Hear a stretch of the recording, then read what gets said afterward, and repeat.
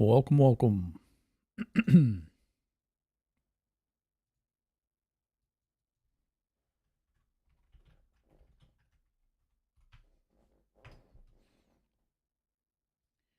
not playing Road to the Show. We are playing some White Sox Ranked.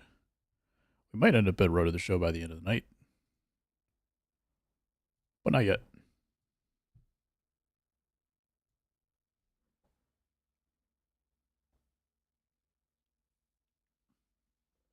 My hair's killing me. I'm putting on a hat.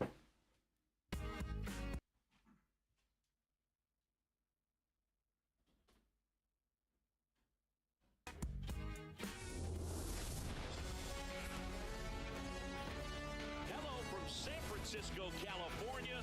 We're live at Oracle Park. Major League Baseball on tap. It's the Philadelphia Phillies taking on the San Francisco Giants.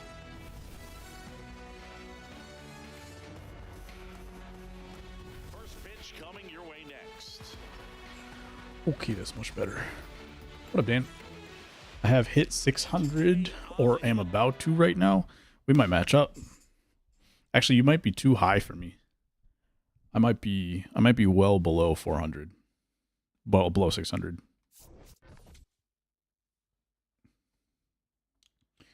Should I do warm-ups? Absolutely I should. Will I? I will not. Just in case anyone was wondering. Let's make sure I have all the White Sox cards available right now. We do, and we also have a supercharged Murakami, I believe. There he is, looking good. He's a 95 overall. I only have him parallel level 2. But I think he's still better than my actual Murakami, who's a 94.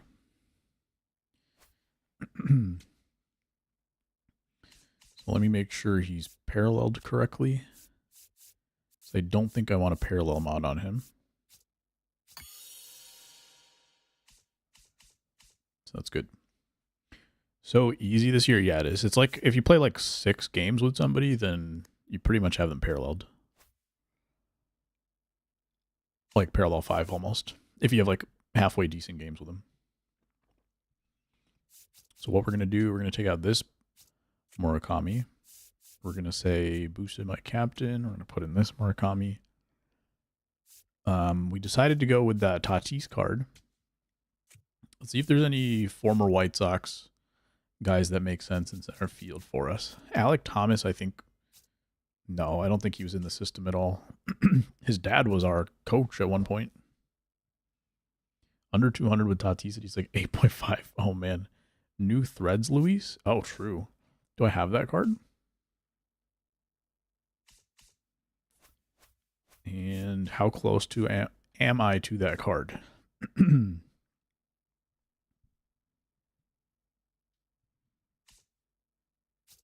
Is he in the program or is he...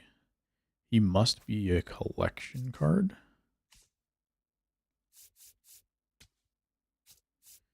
New threads.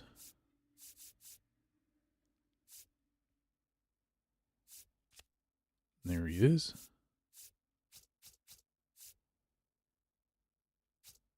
What is that? Mission?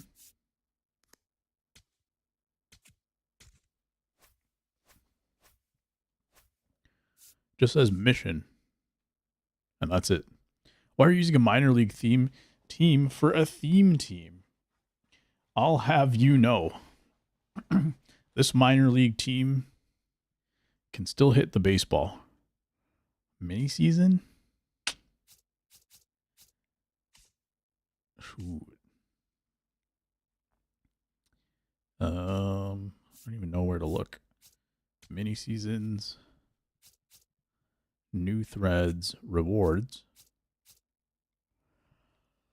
9 strikeouts with new threads, Ryan Helsley. Do you have to do this in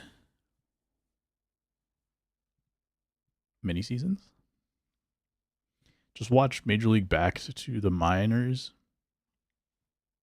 So anything is possible. Oof. Could happen. I've been getting a lot of messages about, do I have this card? I feel like I have this card. I clearly don't have this card. So that's going to take a little work. It's not going to be Luis Robert today. But there's probably other possibilities.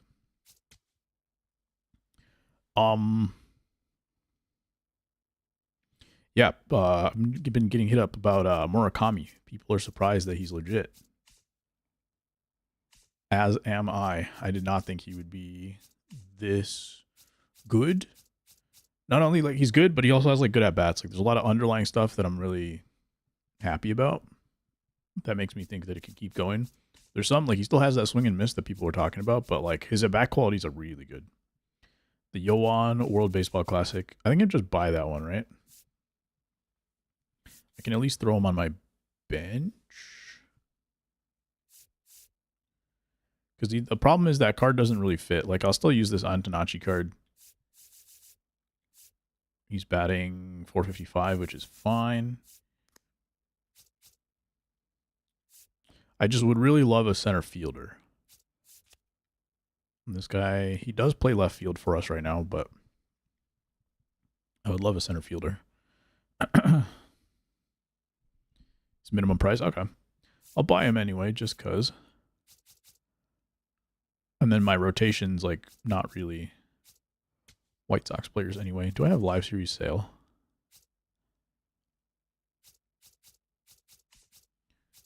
I should do a little bit of work to figure out like if any of these guys were on the White Sox. None of these guys. Quintana I could definitely use. Let's take out whoever's doing the worst. 594. Let's try the Quintana card. Dylan Cease is there too.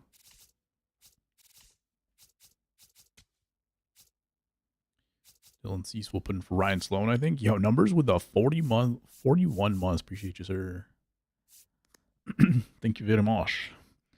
Don't you dare use Angels legend Yoan Moncada. Yeah, my bad. I shouldn't be appropriating your culture like that. Was Soroka the one that was on the White Sox like 2 years ago? I think he was not very good for us. I can't remember.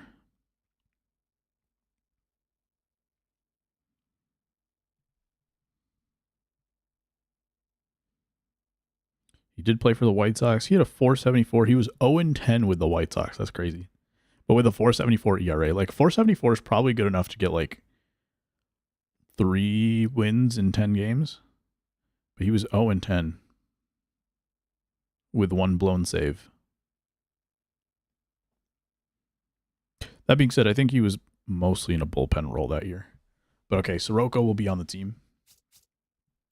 Zach Wheeler, because we almost got Zach Wheeler. I should put live series Chris Sale in, but that'll reduce the number of White Sox cards I have, so maybe not. Any relievers? We do have Craig Kimbrell, who's just not going to be very good, but we'll use him anyway. This is for the vibes.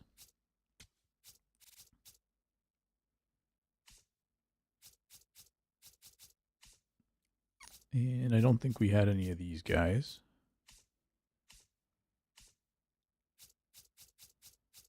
Well, I think that's fine. It's good enough. I think Mike Trout wears White Sox. Does that count? Yes, it does. And he was I don't know if you saw it, but when we did the White Sox theme team last year, he was the one non-White Sox guy in my lineup. So not only does it count, but we also just went for it.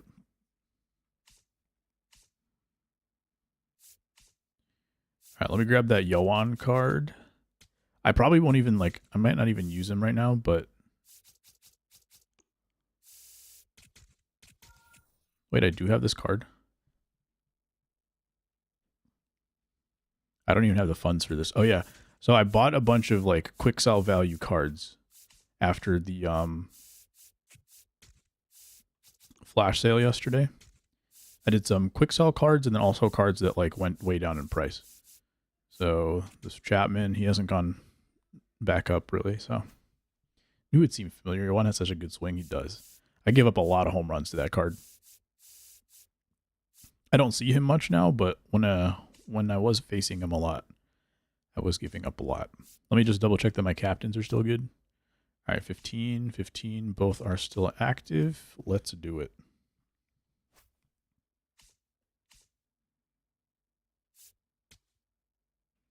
We're at 506 right now. I have Yohan on my fantasy team this year. He seems like he's kind of hot and cold a little bit. Let's see what he's doing. I'm currently on my bench because I have a lot of third basemen on this team.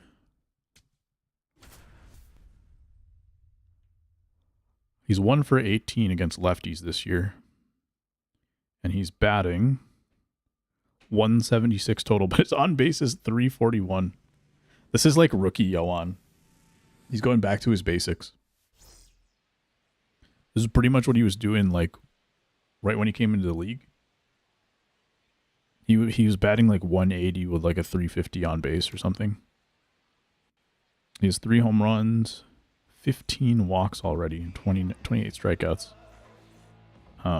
His problem is he had one like bad, like truly like looked bad at baseball. He's only had one of those seasons in his life, and that was like right after COVID or during COVID or whatever. That ball's not gone. Dang. 101 off the bat to the gap. I didn't think it would be hit quite as far with Ray Durham, but it also did not. You do? I'm sorry to hear that. Have him on my fantasy team? Yeah. The Major League Park life, I guess. I barely moved my stick on that. That's crazy. I thought it was at least going to give me a down the middle swing, but it did not. I think the later that you move your stick, the more it reacts, even if you just like barely touch it. Here's a Silver Murakami, supercharged, just slightly better. Like he's pretty close to his Diamond Murakami right now. Very similar, but slightly better.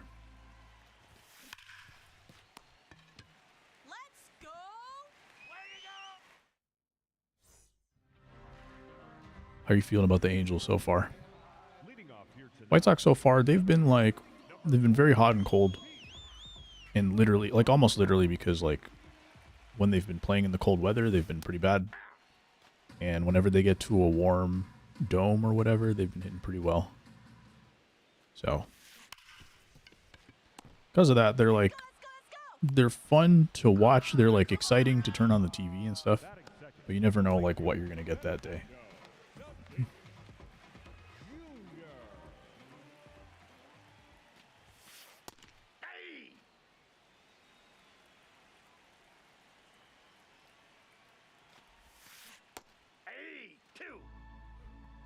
So, so far I've been watching like most of the games. That's a ball. And it's kind of without expectation because you don't expect them to do good, but you're just kind of like hoping that some of the players do good, and sometimes that ends up in a win, and sometimes it's just like, okay, I got a chance to watch a Murakami at bat. That was pretty fun.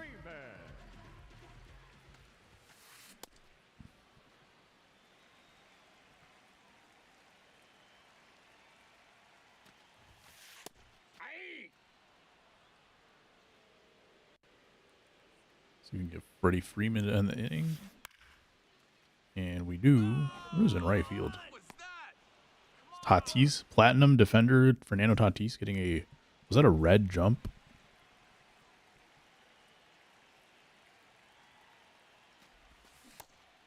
Whoops.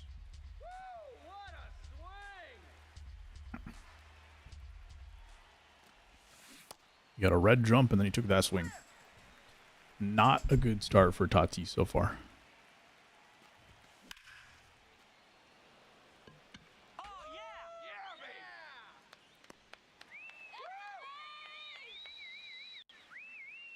That is fit.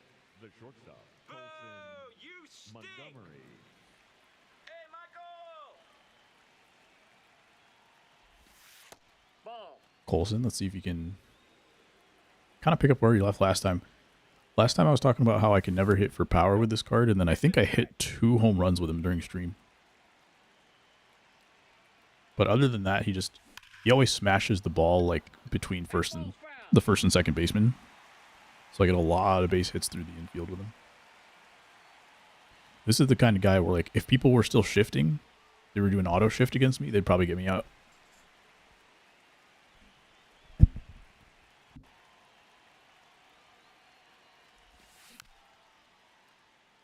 Thankfully got a piece.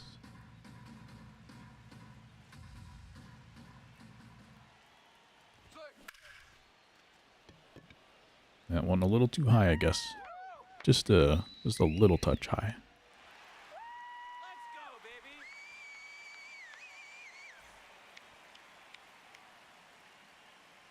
Good day to all, and to all a good day. How you doing, Greg?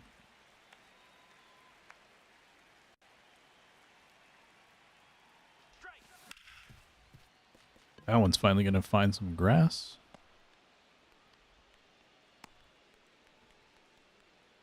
Marcus has been doing pretty well, but I have the vision of him. I think it was like popping out to end the game, to end stream last time, and that was pretty sad. And I didn't get a redemption game because then like PlayStation Network went down or something. An expression I haven't used or seen in 10 years. Gotta bring it back. Come on. We play at third. That was 93 off the bat. So we're seeing the ball pretty well. One of those games where I wonder if I should be using zone, you know?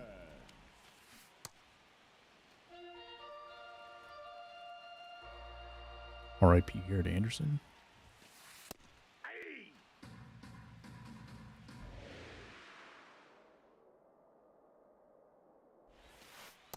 I feel like I've had some success with Garrett Anderson cards in the past. I want to say like I used them for some tournaments, especially when there was like card restrictions on tournaments. We had to like fit them into certain overalls and stuff. I think there was like a really nice like 97 Garrett Anderson at one point.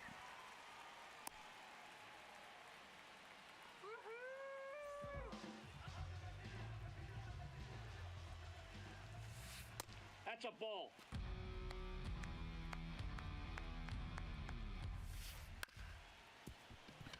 Ooh, snuck by him. Thankfully, second baseman still gets it, makes a play. Thought that was going right into his glove.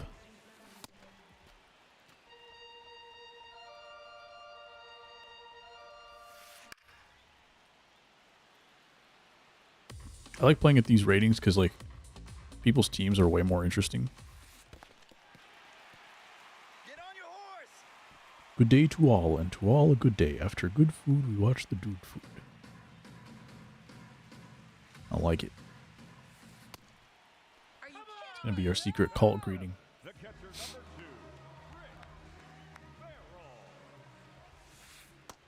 Rick Farrell. I have not faced this man before. Seems like a juiced Phil Rizzuto. I was taking a lead off a second.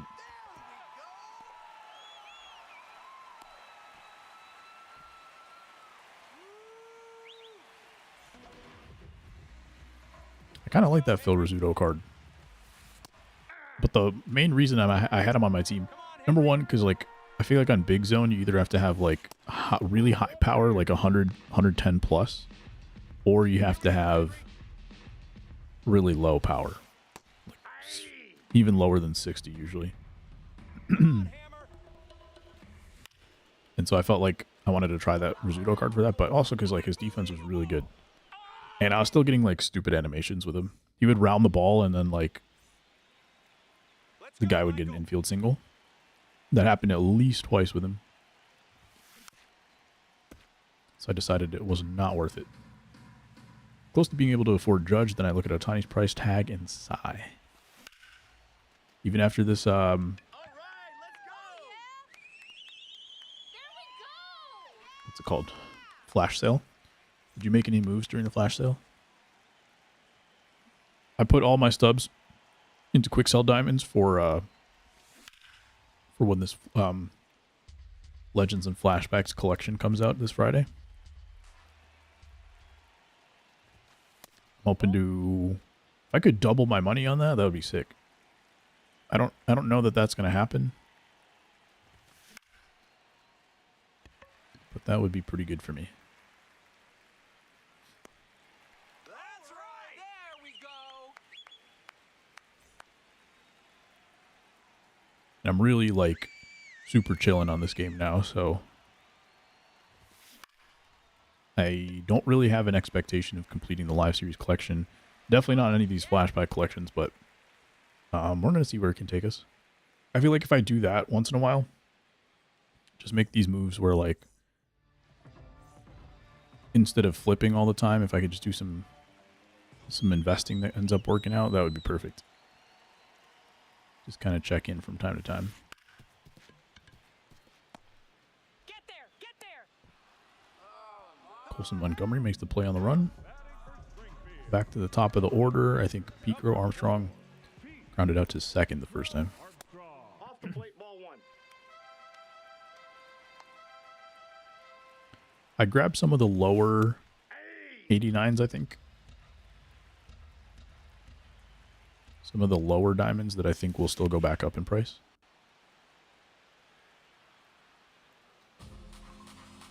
Not quite those guys that were like 100K plus, though.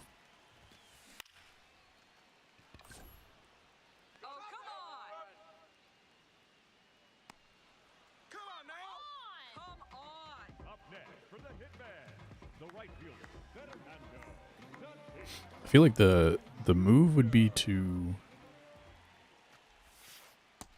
kind of just buy low during this flash sale, sell at the at the time of the collection coming out, and then be able to buy all the cards that I need at the next flash sale.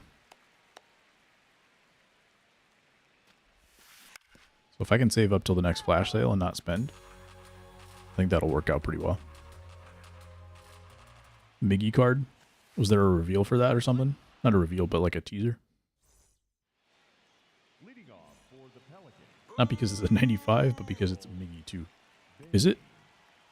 Market Genius Dude Food. Buy low, sell high. Brilliant. Oh, that ball got through. All right. That's all you got to do. Buy the dip. Time the market. That's what all the best investors tell you, right? Come on, Michael. Don't do that. That's okay. I'm not saving for retirement in my Stubbs account, at least.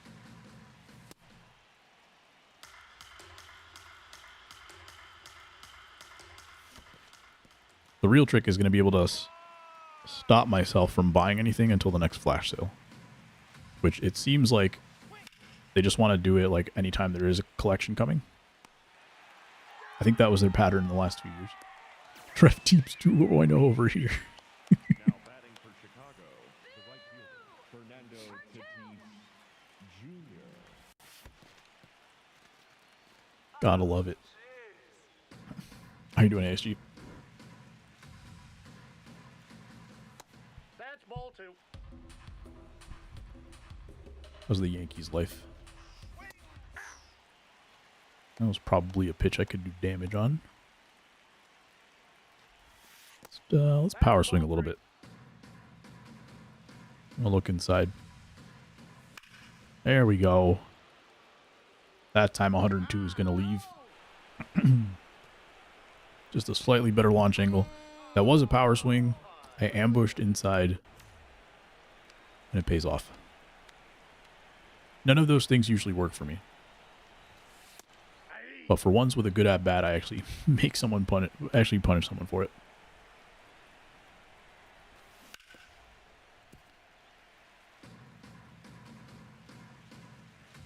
Yeah, Miggy, like, whenever you get a Miggy card, sometimes they'll give you a third baseman Miggy, but it ends up being like 75 fielding or so.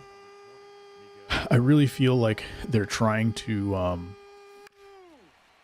make the parallel mod system work. Like they're really factoring it into the kinds of cards we're getting. And they're kind of like, I feel like parallel mods are not super useful until you get to parallel 5. And the ones that you really want, like if you really want to max out your power, you got to hit so many home runs with that low card. So you're like pretty much guaranteed to have to grind it offline.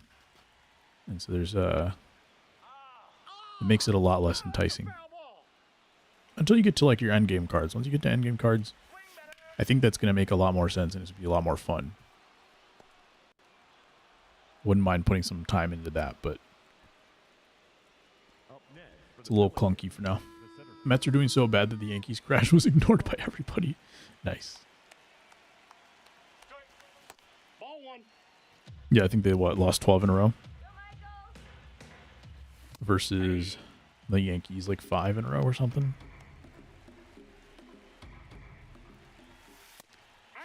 Taking a couple of fastballs here.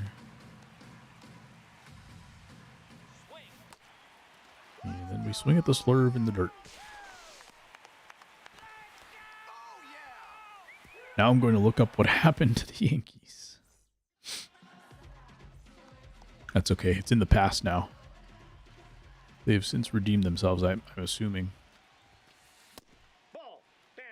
It's been fun to get back into baseball a little bit. Pretty much had clocked out, checked out of the last couple of years. I'm getting bad jumps with Tatis. 0-5 in the Mets were like, we got this. Did they play each other in that stretch too? I know they both played the Angels during that stretch because I remember, I think Trout hit like 3 or 4 home runs against them, and then the next day he hit one against the Yankees too.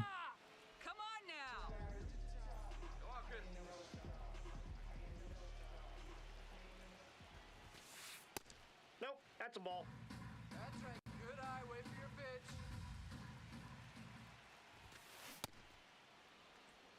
Fastball inside is working.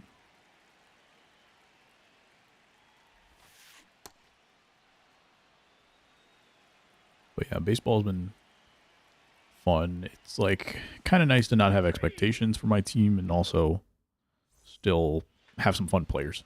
Kind of the sweet spot, I think. Let's say when it can get any worse or weirder. 100%.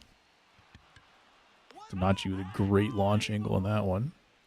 Not a home run launch angle, but it's one of those low pitches that you don't know if you're just going to like ground out to first base. So you love when they can actually open up and lift it, even if it's just a little bit. And Ray Durham splits the gap too. I'm going to take 2. PCA in center field. Took a really wide angle on that one. Lost against the Angels and the Rays and then swept the Royals. I think the Royals are not having a great time so far.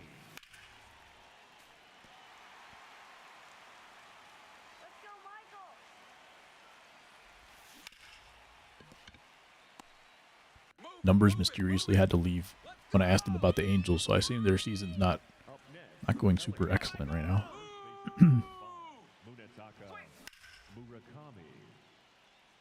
This is the dude right here, though. Murakami. He's at 4 home runs in a row. 4 games in a row, I should say, and trying to go for 5 tonight. Central's using our punching bag. We need to get it right. True. All right, Michael, here we go. Strike. Well, hopefully you guys play the White Sox soon then. Come on, Michael. Especially if it's a little chillier weather. Like I was saying, they're not having a good time hitting in the cold weather right now, but they've been hitting well in the warm weather. Once I'd hold my beer is also what you say right before you see a nurse.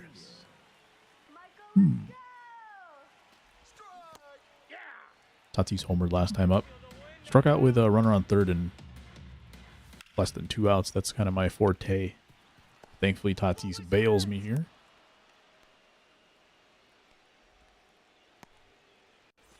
And we do drive that run in.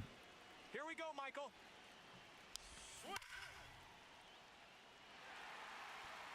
Might be coming back to Chicago area in a couple weeks. Nice. Hopefully it's while I'm still here because I'm going to be out of town for like 3 weeks, but that's not till like Memorial Day.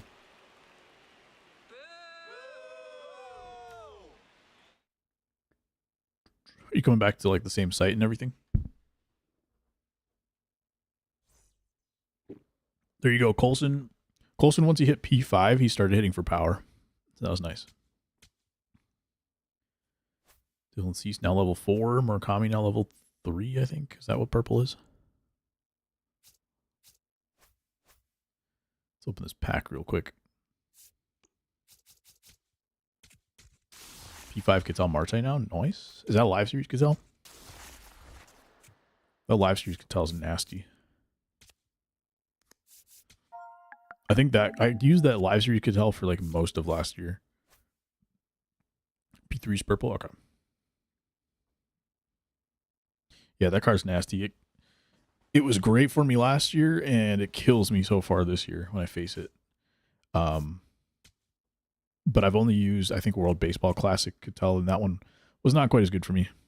He was fine. He was decent, but I don't think I was hitting for power with that card.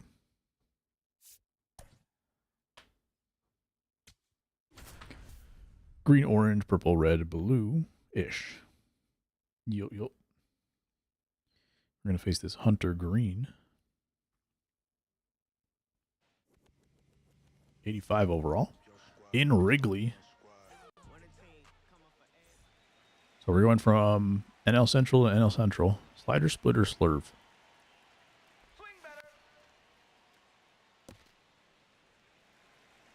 Splitter down the middle for the first pitch.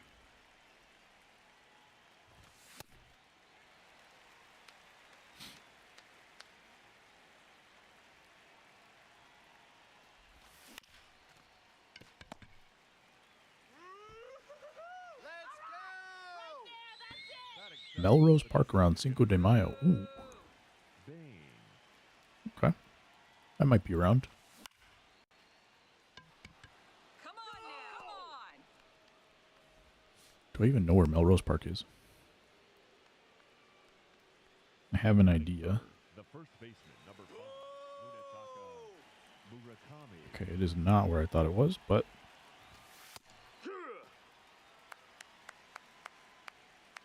now I know. Get through. That's that double play ball. Always appears. I can't escape it. Water here.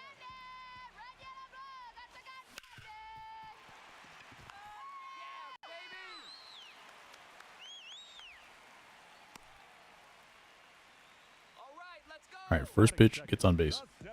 One of those boring jobs where I observe a shutdown. Interesting. They're like sunsetting the facility, or there's like a strike that's happening or something. Like you're going to be there while it's going down. 1 day since Murakami has homered. So happy behind a shortstop to be injured instead of a true first baseman like him. It's okay, now you're a fan of the correct team.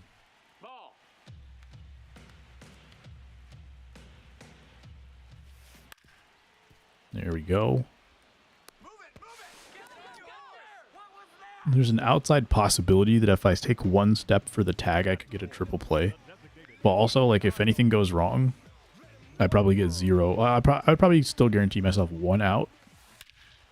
But that would have been a 3-run homer.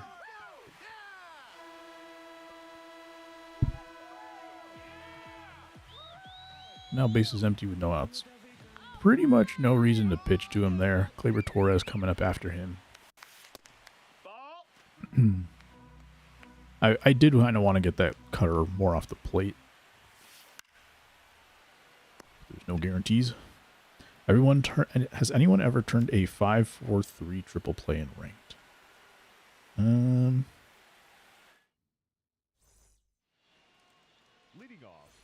I feel like I have, but not anytime recently for sure. No, that's outside. Ball. Because Like there's opportunities. Like if the ball's hit right in the right spot, you bring your third baseman right to the ball. They can't really dodge the tag in some versions of the show. There have been times where like you couldn't even tag somebody in previous years. But then there were some times where it was like a magnet and you couldn't really miss a tag. And they couldn't really dodge it. I feel like I have, but I definitely couldn't remember if I have. I've already got one double play ball. Let's be smart here. Here we go, Hunter.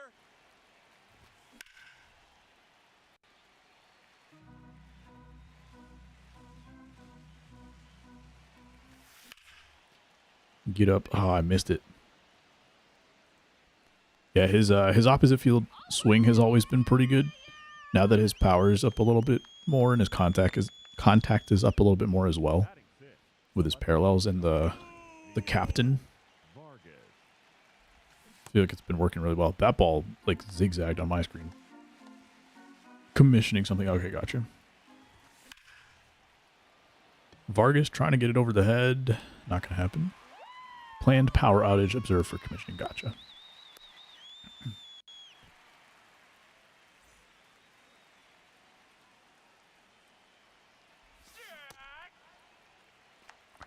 I power swung on that one. I'm probably power swinging again.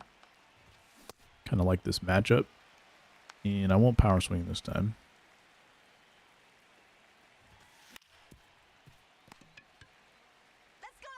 I still do like that matchup. I think Teal's going to go yard in this game at some point. But kind of missed my pitch there.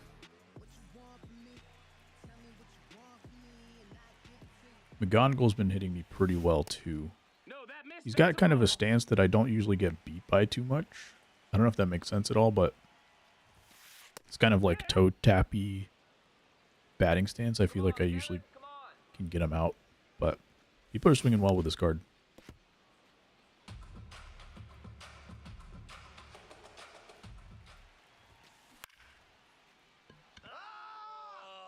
That's kind of what I'm expecting. When I face a card like that, those are the kinds of little jam shots that I'm expecting.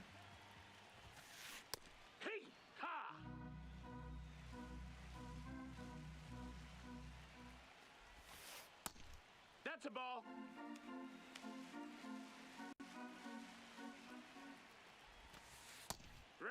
There we go. And finally, let's put him away with this one. Throwing everything low so far, so I wasn't sure if he's either seeing it super well or now that you've got him looking down there, you go below the zone. Sometimes they expand because they're already looking that direction. That's what I usually do is like if I'm looking, let's say if I'm looking inside and the ball is anywhere on the inside half and beyond, then I'm swinging. That's a ball down. Whether it's a strike or whether it's 4 feet off the plate.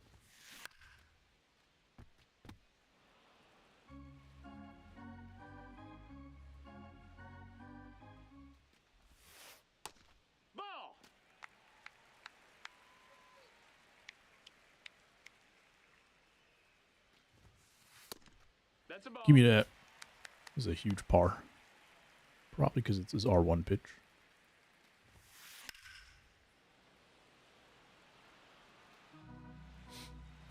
I really want to throw a fastball in the outside corner, but I've given up many home runs to Willie Castro's on that spot. We're going to change up inside and it works.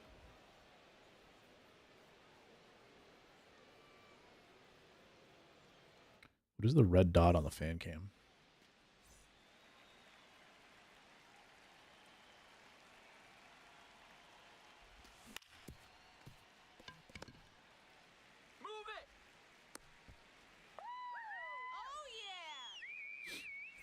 If I could get like one more White Sox pitcher, I could put a non-White Sox player in center field. Because I want to have the like 15 minimum so that my captain boost still works. It's like level 3. That missed. That's a ball. But it doesn't feel worth it to have Luis Robert, who's not a good defender. That gold card. Playing center field for me. Especially when I don't really take good swings with Luis Robert.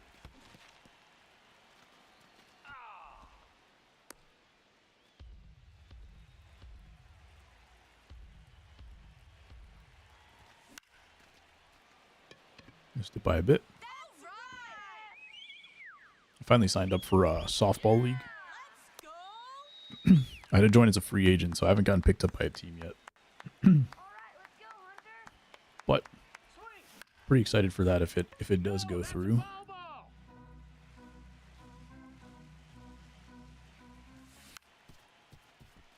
Yeah, that should end the inning.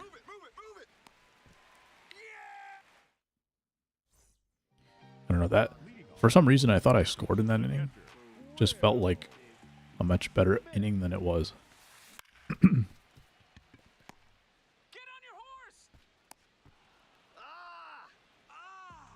Up next for the hitman, the left fielder, Alfonso Soriano.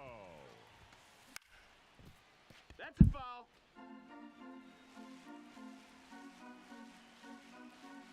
Come on, Alfonso.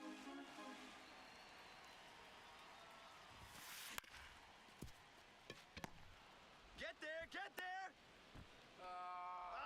Come on now. Now batting for Italy, the center fielder, number 3, Jackson Merrill. Jackson Merrill. And 3 groundouts for the inning. I think that was a pretty quick one, too. Leading off for Chicago, the first baseman, number 5, Munetaka. I love those cards where it's like it shows you have a high percentile in terms of at-bats taken, and then everything else you're towards the bottom, which means you're really trying, but you're not doing anything. I don't think the percentiles are correct this year either, but at least that's what it's trying to tell you. I was thinking 3 out of the gate, but it's barely 2.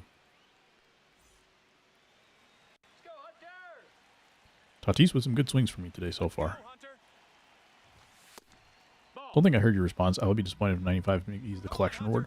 Yeah, what I was saying is, number 1, I feel like they are really focusing on trying to fit cards that'll work well with parallel mods. But then also, that kind of goes along with what I was saying about like every like best Miggy card we get. Either it's like a first baseman with third base primary, or if it is a third baseman, like he's going to get like 75 fielding probably. Which is not bad for third base. Historically, not one of the better swings in the game. So, it'll be tough. But is that what people are saying? It's going to be a 95 overall? Have we ever had a flashback collection that was like less than 99? Me with Sammy Sosa, high percentile IBs, 0th percentile everything else. Just saw the stat. Red Sox in the World Baseball Classic. 11 homers. We're getting closer with Teal. I said he was going to homer in this game. I feel like if I left that one down, if I left my PCI down the middle, maybe he had a chance. The Miggy is 95, but I don't think the major collection will be. It's not been confirmed how the 95 Miggy will be obtained. Okay. So it might just be like a program, right? Like a collection program kind of thing, where 95 Miggy is like one of the 6 cards along the way or something. Schwarber had the 2-run homer earlier and then gets a soft little pull side double. Make that a triple because he booted the... Like, I never know when they're going to boot the ball. Sometimes it keeps... Like, the animation, the pickup animation, like, happens, like, right with whatever drop animation they had. And so, like, the relay throw stays. But then that time, it was, like, two different pieces. Like, the relay, the pickup animation happened completely separate from the drop animation. And so the relay throw disappears, and then he gets third base for free, and then he scores for free. I never used a Miggy card. Miggy as a card I liked personally, yep. There was one year where I really stuck with a Miggy card, and I think I hit well with him, but like I wasn't hitting for power. It was like something weird about it. Let's go, polar bear. No, that's low. So I was just getting like base hits or something because I couldn't really pull with him. It was something weird. And then other than that, it's always been like kind of a bummer. Kind of early to be gaming against 95s. Leading off for the Pelicans. Miggy mission on the way to Pepe Alazar kind of noped on Miggy cards. That was like a year before I really got into Diamond Dynasty.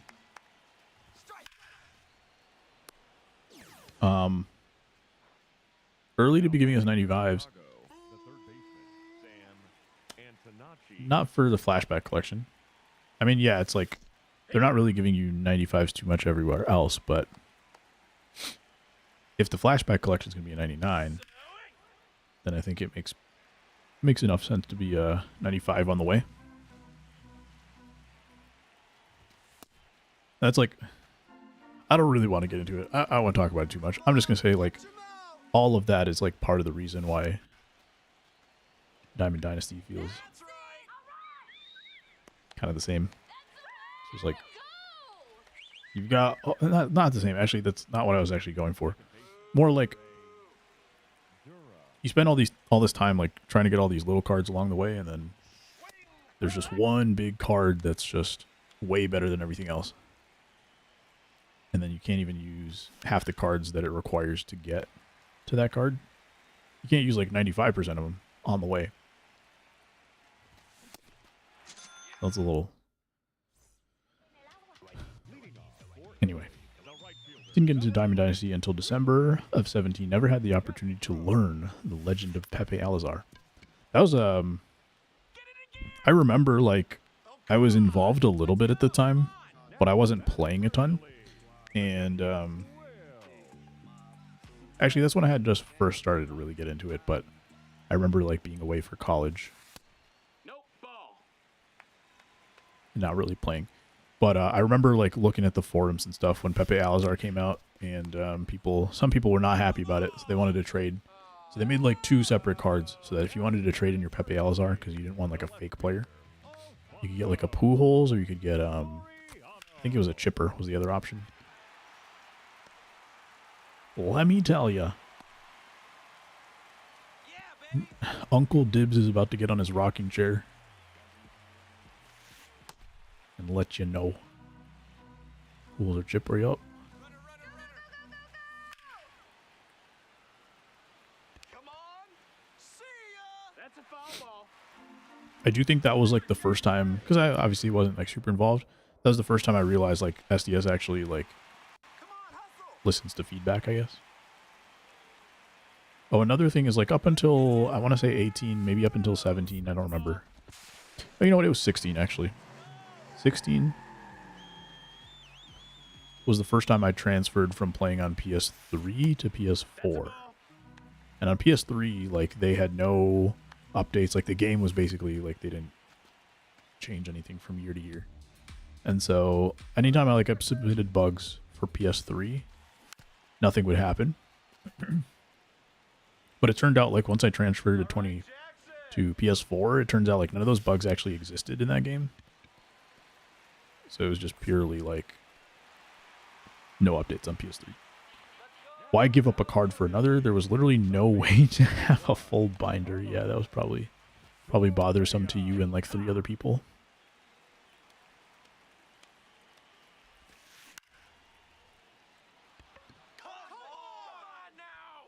I mean, I'm sure they didn't want you to have, and at that time, like, the best cards were super scarce, and I'm sure they didn't want you to have, like, 3 of the best cards all in your lineup. There was, like, a slight amount of attempt to maintain some realism in lineups. Not exactly, but Missed the hitting and pitching engine back then. One of the missions was to get Pepe, 10 shutouts, and award winners. No, that In missed. ranked, I did it naturally. Wow, dang. Come on, Hunter.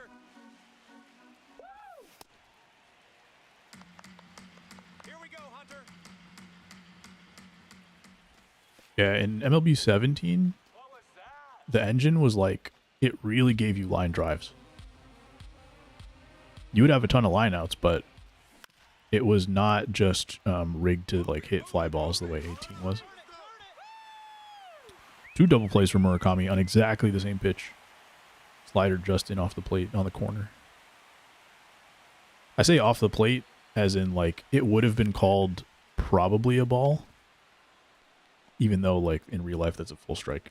And if you were to ABS, like if you got that pitch in Road to the Show and you challenged it on ABS, they would call it a strike 100% of the time.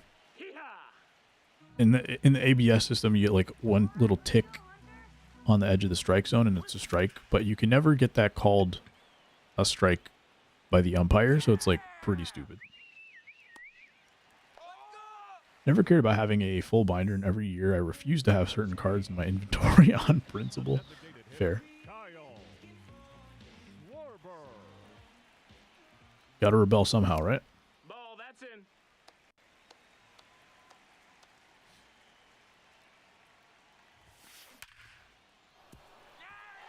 Wish that ABS system strike zone was in DD. It would make pitching easier. I mean, yeah. Because it would be rigged.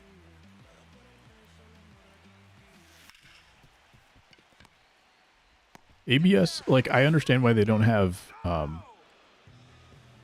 challenges on the bases in Diamond Dynasty, because, like, you're going to have some sync issues, and it's going to look on your screen like you were safe, but in reality, like on the server, you were truly out. And that makes sense why they don't have replay on the bases. ABS, though,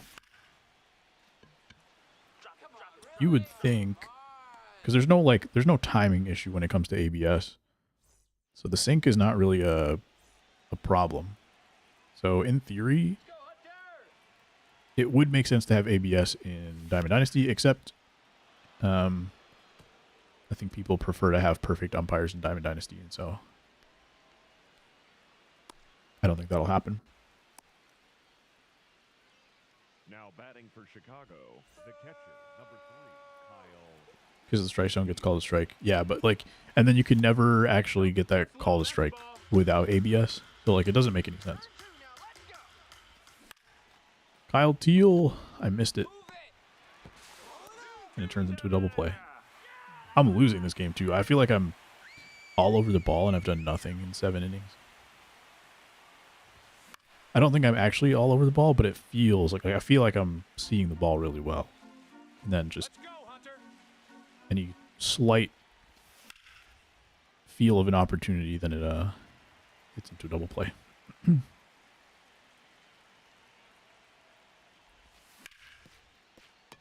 There's like one little piece where a piece of the conversation that doesn't really come up is that if you really look at the strike zone, it is, I know people will say that it's just a visual thing, but the strike zone is actually bigger than the plate in this game. What was that? Oh, no.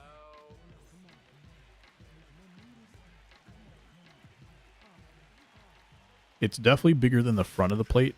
It might be a visual thing that it's lined up with the back of the plate, because I think they've said that too, like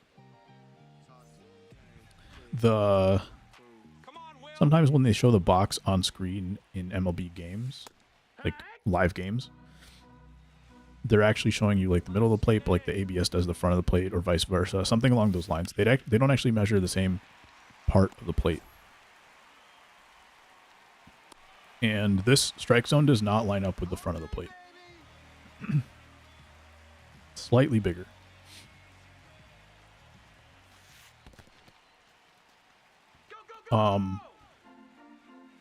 So maybe like they might be thinking that they might say, hey, the strike zone's actually bigger. That's why we use half of the ball and not any piece of the ball touching the plate to be considered a strike.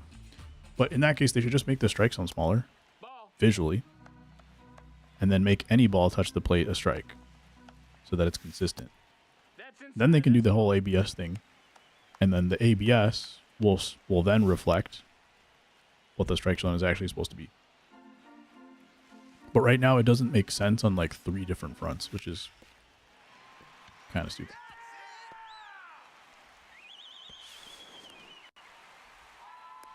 Because this is one of these guys' last 2 games. Why couldn't you have been this guy instead? The guy who picked Wrigley. Why couldn't you have beaten this guy instead? You were true. You're 100% correct. Except, That's the ball. That's down. I don't plan on losing this game. I should definitely That's inside. put in the Ball. bullpen arm here.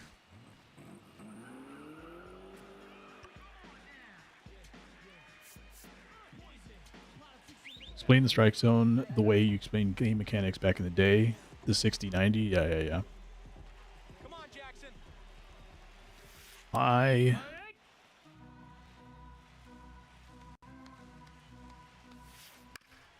There's stuff like that. That swing timings, in terms of slow swings and fast swings, I think there's work that could be done. If I still cared, dude, like I would do it. Now it's just like I will have these conversations with you guys within Twitch chat, and that's it. Like Ball. I feel like a lot of stuff that I said fell on deaf ears. And then I also didn't like. A lot of it was my fault, or like, you know, I could have done things differently to make sure that it was heard. And for other reasons, like I didn't want to go through all that, but now I'm at the point where like, Ball. whatever happens, happens. Come on, Hunter. Well, you better hurry up then. Working as intended. Oh boy. Good pitch.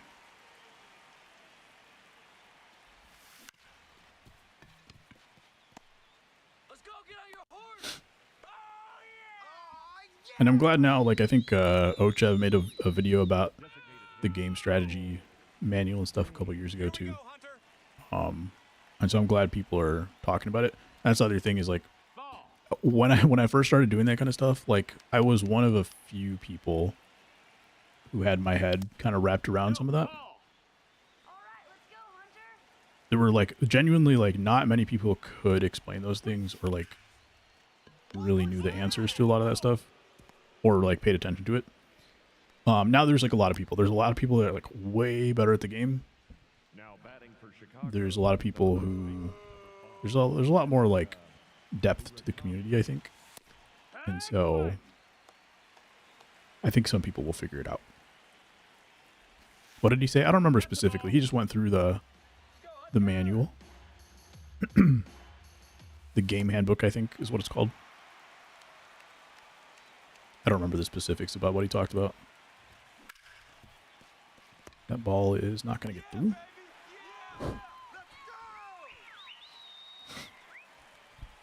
Averages of perfect perfects and good goods was end up being a lie for that year. Nice. Leading off for the hitman, third baseman, number 1, Carlos Correa.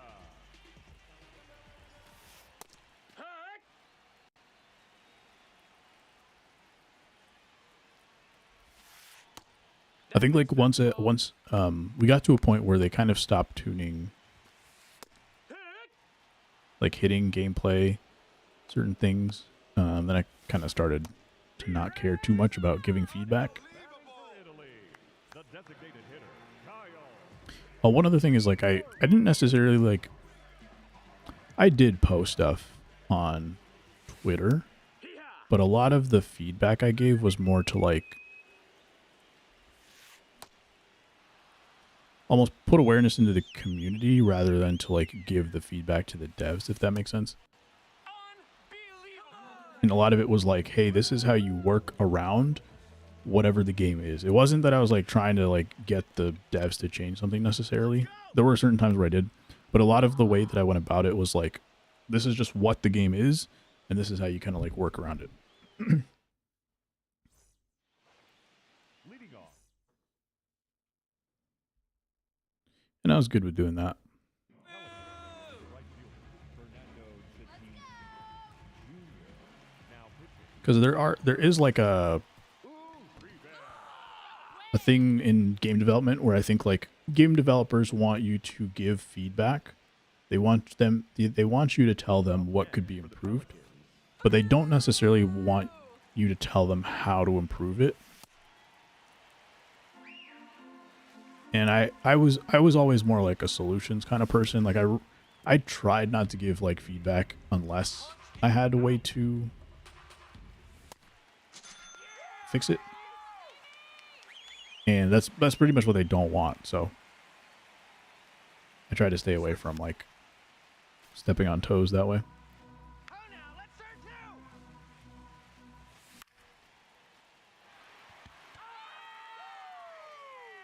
That being said, certain things that I did want, There we go. like parallel mods, are now a part of the game. For the Pelicans, the catcher, number And so it is cool to see like Teal. I kind of had the right idea at one point. It was just like either it was going to take a lot of time for development, or like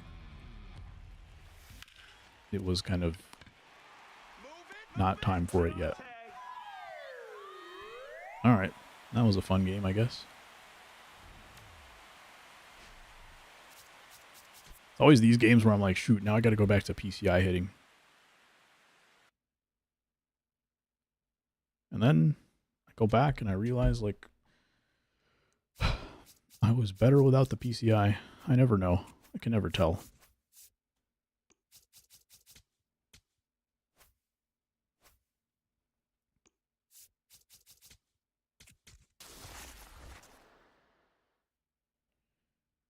Let's see. Do I need to take a break right now? Yeah, I'm going to open these packs and I'm going to take a break for 2 minutes. And we'll play some more ranked.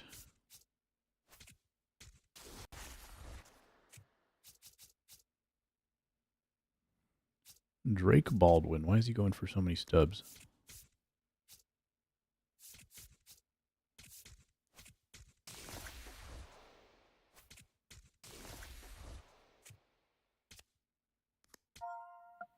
And hold on to that card for a couple more days.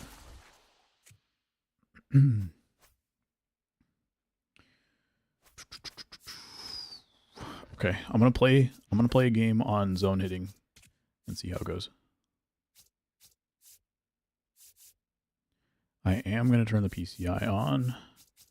Opacity is gonna be lowish.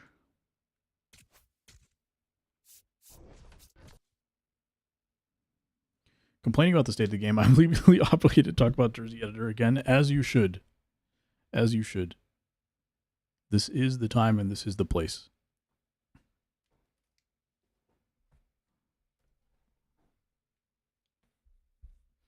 Was my work laptop making noise? It's also like 100 degrees. It's funny because I opened it and it was like a random background, but the background was like a snowy area. Okay, I'll be back in 2 minutes.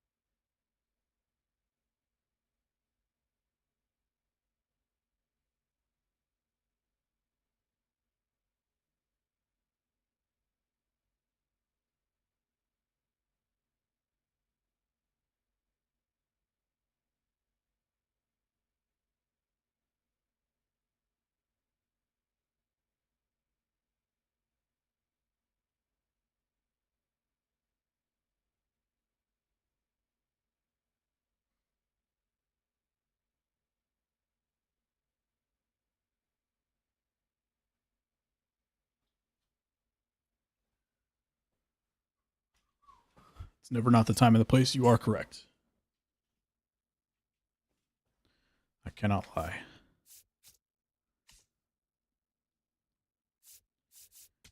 Okay. No more Mr. Nice Guy. Maybe I should play in a different ballpark. If I'm using actual zone. Big zone, you can't play in like a Coors Field because you're never gonna outslug people. Not never, but you're less likely to outslug people on big zone. Just play in a bigger ballpark and hit your singles and doubles. I think I'm gonna have Soroka for this game. Yep. And we're facing Garrett Cole.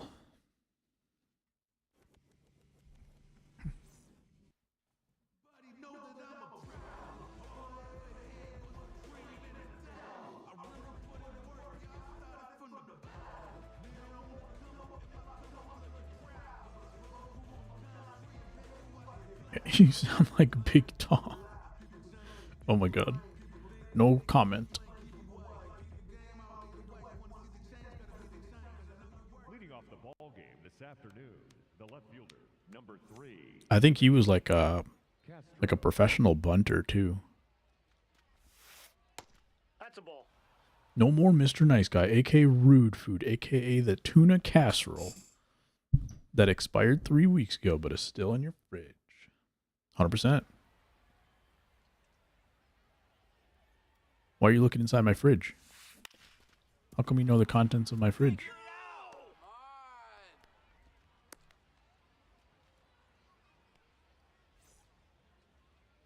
Come on, Michael, let's go. Ball, that's low. Hit a homer and immediately quit because I'm bored. Valid. I mean, I feel like it would be really intriguing if you knew a guy named Dude Food. That's out. The first thing I would want to know is what's in his fridge. So I think that's fair. There we go. Double play ball for me this time. And I have writer's block. What you trying to write though? Inside, ball 1.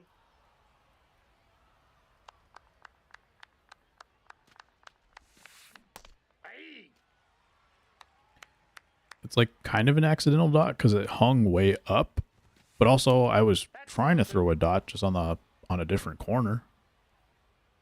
I think mostly that still counts as accidental dot.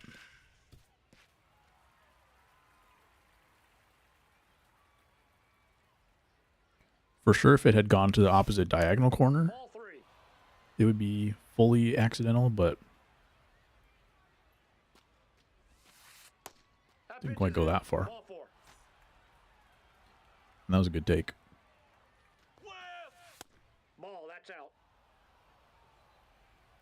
My least favorite at bats are the ones where you throw like 6 perfect releases and like one of them finds the zone. Is that possible? Yeah, I guess if you swing and chase one of them, I guess that's possible. Aye. Stuff. Wow, very secretive. Sit him down. Indeed. Come on now, Mikey. Nice. All right, the gamblers get a hit. But it's Pelican time. Writing about his past week in his journal to his future self. Could be. It could be exactly it. 99 velo for Garrett Cole. I'm guessing his 90 overall does not have outlier, but who knows? Like I'm watching that one movie with that guy.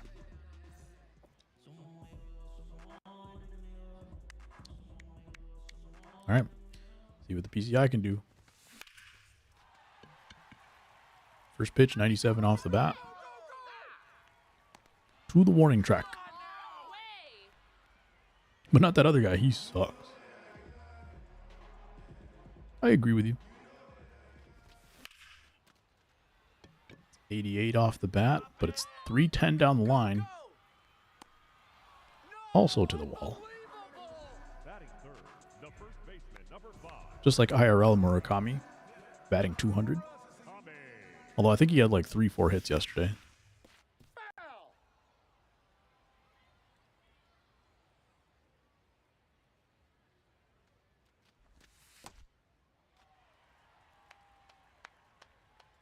One more parallel, and this guy will have 110 power. Nope, that's off the plate. Ball 2. I think through the rest of the week, I think he has a 5-day supercharge. Let's go, let's go, let's go! No! First baseman wanted to get rid of it so fast. A long, quick story about a random thing I love about Road to the Show this year than last. Let's hear it. I want to hear it, especially because from what I can tell, Road to the Show is the best part of this year's game.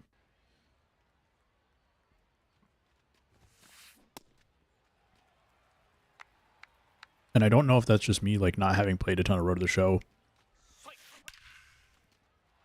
And I know you've been liking it. So I think your opinion holds a lot of weight. But also, like, the moments that I've been playing it have been really good.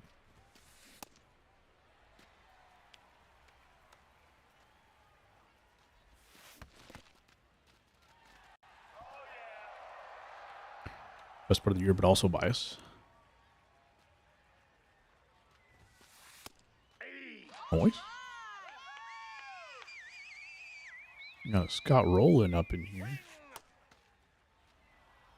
A low diamond in Scott Rowland is crazy. Because people couldn't even hit with the 99 last year. So trying to hit with a, whatever this is, an 87, 90 card. Crazy. While you're sleeping for the first time, hope that would be the correct answer. Instead, it was something that some contestants thought was a debatable, whether it was even a rom-com. Okay.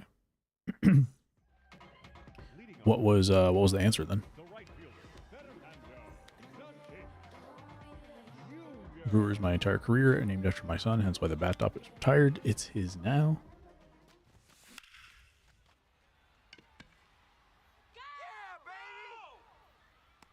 We've had 3 warning track shots so far. So far, PCI is not helping. But I've also been late on all 3 of those. And that's just usually been my problem, is trying to line up the PCI just takes too much time for me. Parenthood, okay. So not one of the, like, 3 rom-coms I've watched. There were multiple times during that trade deadline that the Brewers made questionable moves and made us a worse team, not better.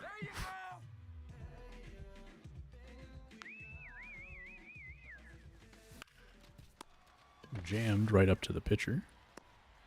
Are you kidding me? Which 3 are those? Set it up. Confessions of a Shopaholic. And Nope, that's inside. I feel like there was one more. I don't know. Whatever my wife makes me watch.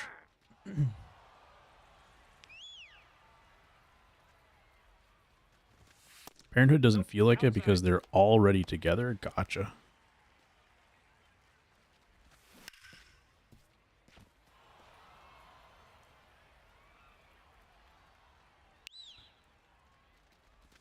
We do watch a lot of Korean dramas. Move it! Because that's what she likes to watch. And I would say a lot of those are, like, not exactly rom-com-esque, but they are like romance, and they're comedy, and they're drama. But not as movies. This whole TV shows. Limited series. Worst of which was we had Cade Smith, who was the best closer in the game. Hung that pitch badly. So I looked away so I could read the message. Pro streamer. We traded him for 2 backup corner outfielders who were seeing potential while you were going for a pennant.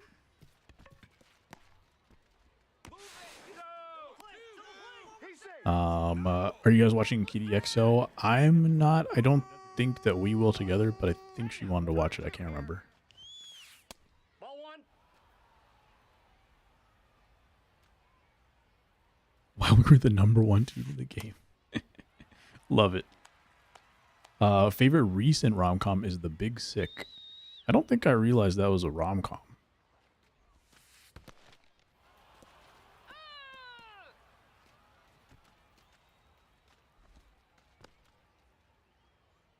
Let's go, Michael. Come on, Mike. Did that have I'm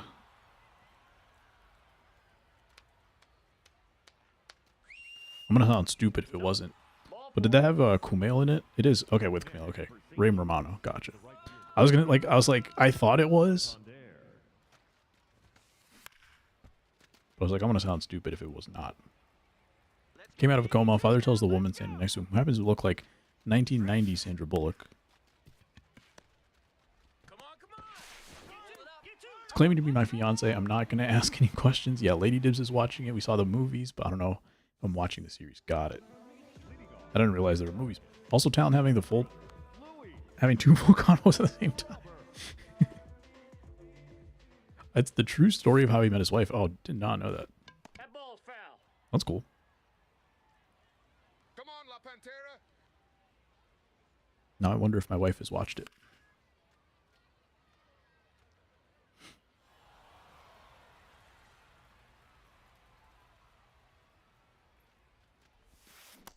I mean, Mrs. Food.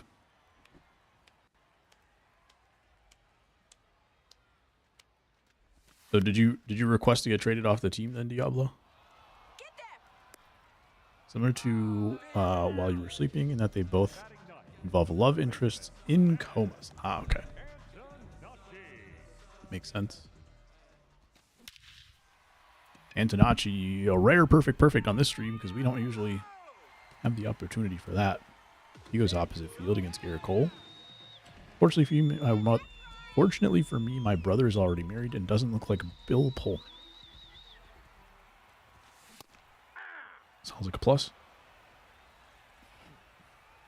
First World Series run on the Cardinals. We made a trade to the Yankees. Gave up Liam Doyle, 2 C prospects.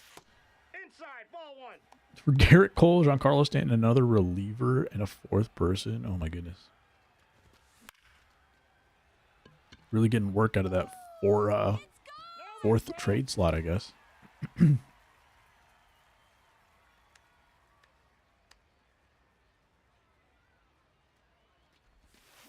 So you were kind of on the opposite end of that one. How many years does Stanton have left in his contract?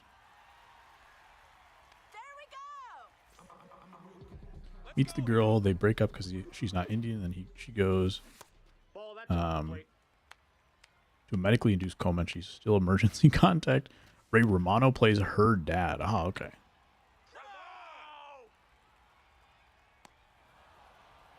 I don't ask for trades. Everyone who makes for the show content changes teams like they change underwear. I only want to be a content creator who stays on his team. I want to be the only content creator who stays on this team throughout the entire Road to the Show career. Valid. Ball, that's in. That's even more impressive when it's not your own favorite team. In real life.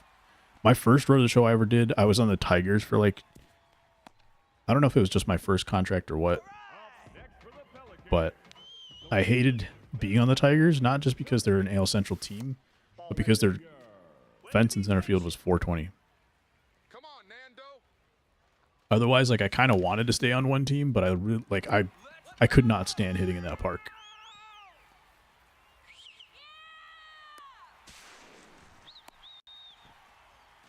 Two years? What if they trade you? Also valid. Even if you're not asking for it, maybe they still trade you. One time I was ever on the Mets.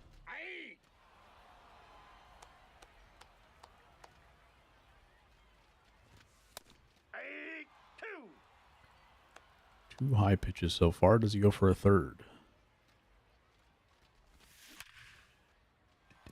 Not exactly. We're sending it. Bad animation in right field. Looks like they weren't preloading. 3 perfects in this inning.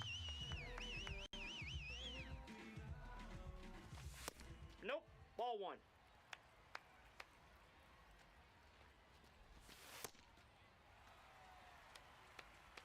Shortstop drafted by the White Sox. Asked me to be a third baseman, so I got fast tracked. Said yeah. And after the first year, they traded you to the Mets. Nice.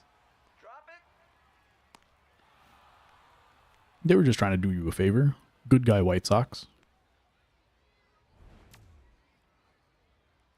How long were you on the White Sox then? Leading off for the Gamblers. Or sorry, how long were you on the Mets then?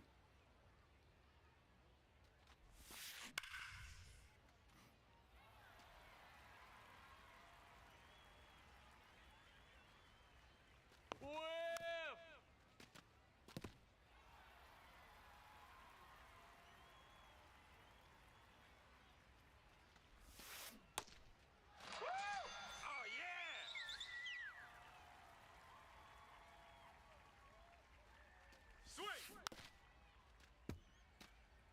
3 years, stopped playing for the show because DD got me hooked. Gotcha. SMH my head.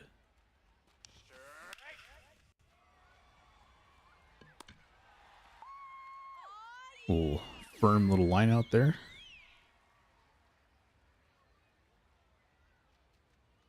Strike.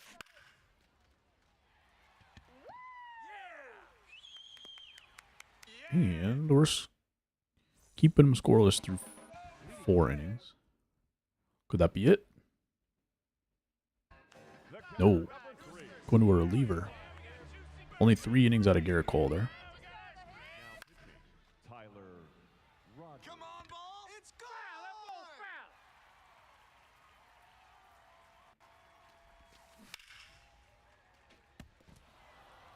Kyle Teal did not hit the home run I was expecting last game. And it's not going to be on that pitch either.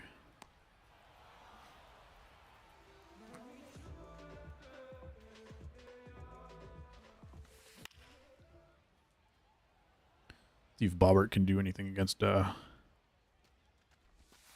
slow pitcher with a PCI.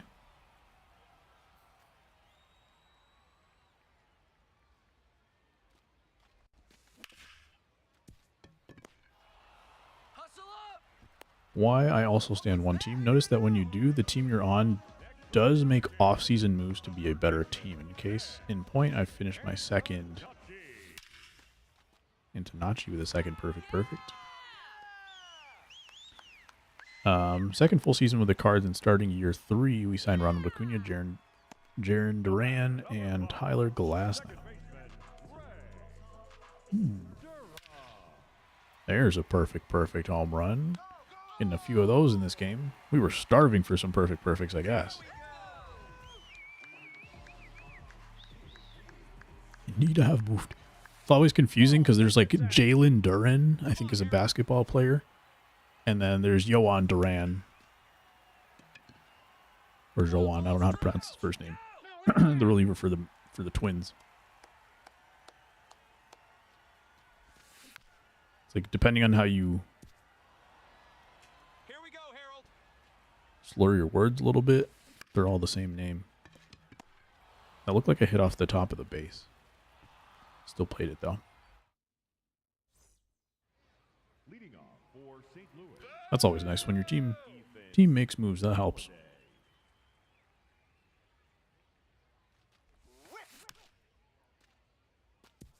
Jealous that you can perfect these hits while reading. I do Let's go. watch TV while driving, so I wonder if that's the same thing though.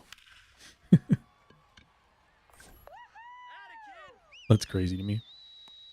Like, I've seen some people like put the phone on their dash and just like watch something, and that's crazy enough to me. And then on top of that, I've seen someone like, you know, they have the little suction cup thing, and so their phone is on like suction cupped to For St. Louis. the windshield, kind of like towards the middle, maybe close enough to the steering wheel. But I've seen people like scrolling TikTok, like leaning over and scrolling on TikTok while in traffic. That's completely insane to me. That ball was hit right at him. There was no reason for that. This guy has 99 fielding, by the way. Up next for St. Louis. That ball was hit. I lost track of what the miles per hour were there. It's not going to hurt me, I think. But yeah, that guy's got 99 fielding, and he just fell over on a ball that was hit right at him. Definitely some... I want to call this beginner's luck because I feel like this always happens. I like try to make a change and then like, oh, it works. And then the next game, I'm going to score like 0 runs. So that felt good. But I'm not putting any expectations on it just yet. Former White Sox Gavin Sheets, we might be able to put him on the team.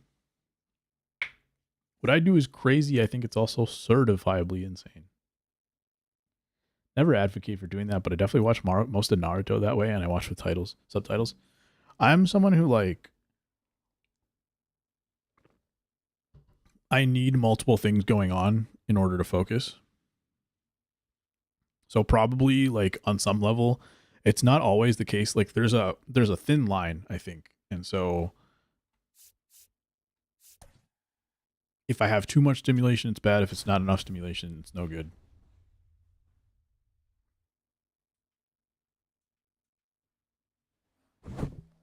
And so it's hard to know exactly what that line is going to be on a particular day.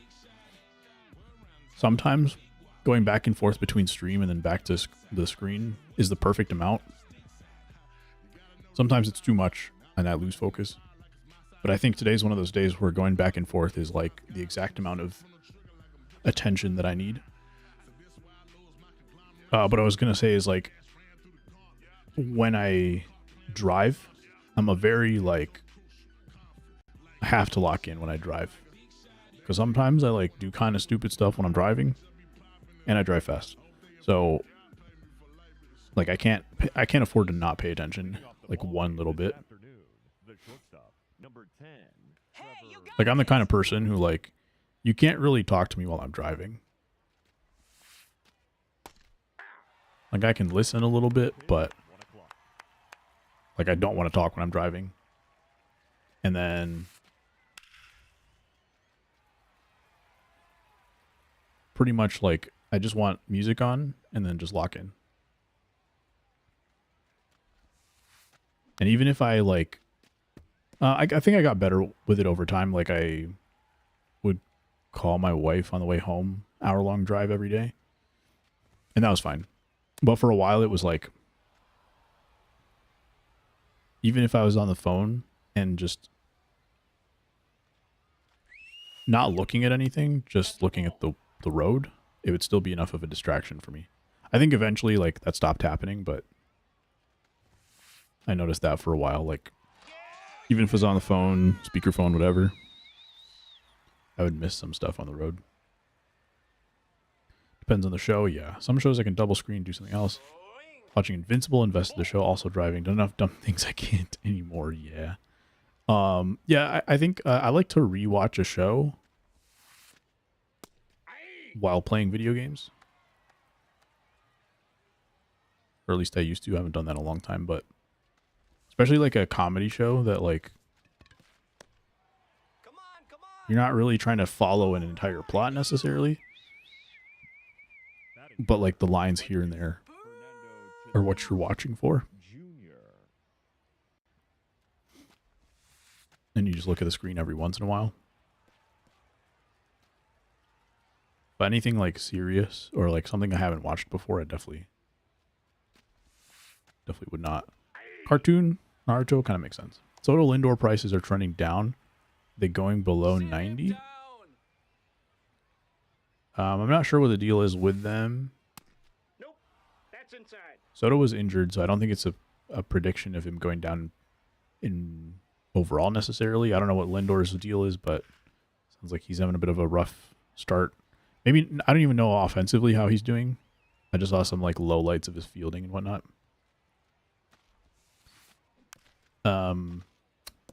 But I think because of the flash sale yesterday, I assume that drove the price down. Because I bought a decent few cards yesterday. Nothing like super high value, but I'm assuming that the flashback collection, one of the pieces, one of the vouchers will be like Troy Tulowitzki, I think is how they usually do it.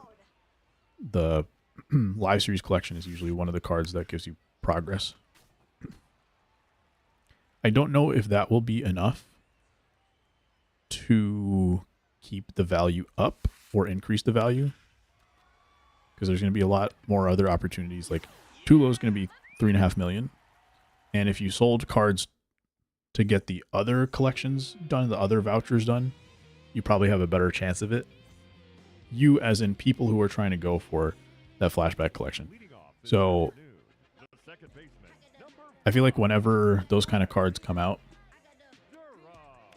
let me rephrase. Anytime like new cards come out in the market, kind of drives it down the price of live series temporarily. So maybe on Friday they might go down a little bit more. But if most of that trend happened yesterday after the flash sale, they might not go back any lower if people are trying to get those cards in order to get the new collection done.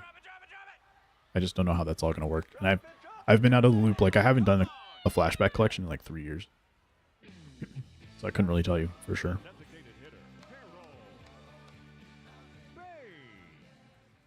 All of that to say, I don't know.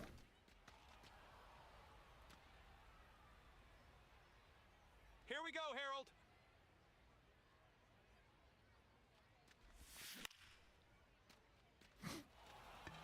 Come on now. What a swing. Drop it, drop it, drop it.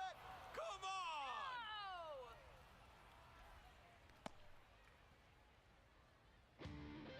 Batting third, the first baseman, number 5, Murataka. That being said, when I'm working, there are some days where it's a little bit more chill and you can easily like have something on in the background, but not when I'm driving. Trending down for a while. Could be.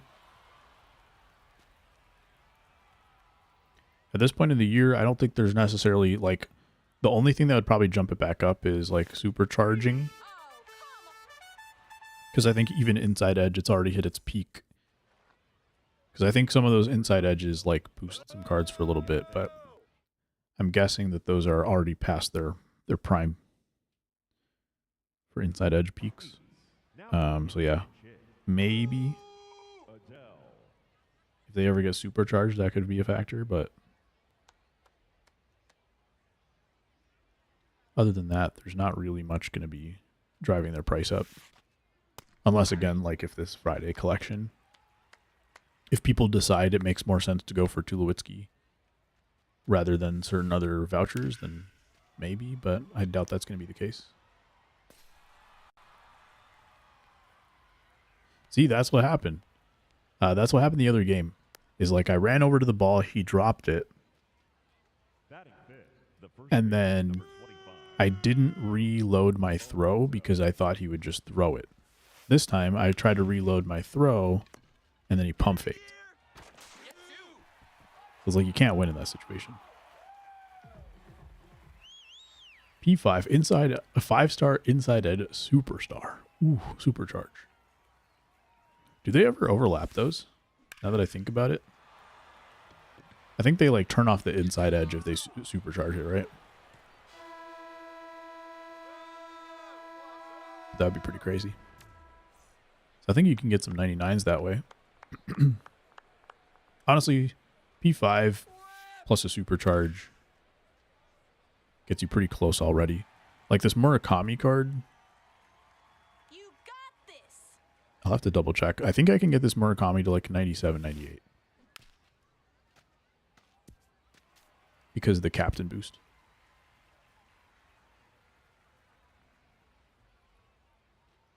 I think he's a 96 right now.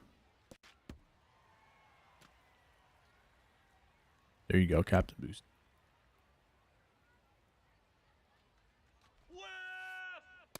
Ball, that's in.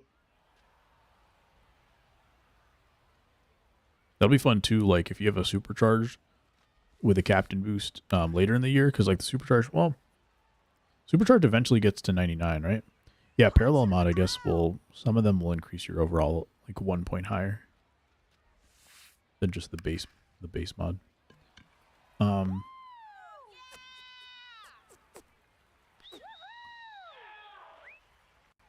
Did supercharge max at 99 last year? Or did it cap at like 95? Leading off for the Pelicans, the right fielder, Fernando. And I kind of hope they do that in the future too with parallel mods instead of capping it at 5. I hope they like cap it to whatever like their max overall is at that time. So that you can take like a bronze card and parallel it up to like a 95 at the beginning of the year. 92, whatever the cap might be. It was only 99 and 23, really. The last 2 years, they've only done up to like 95.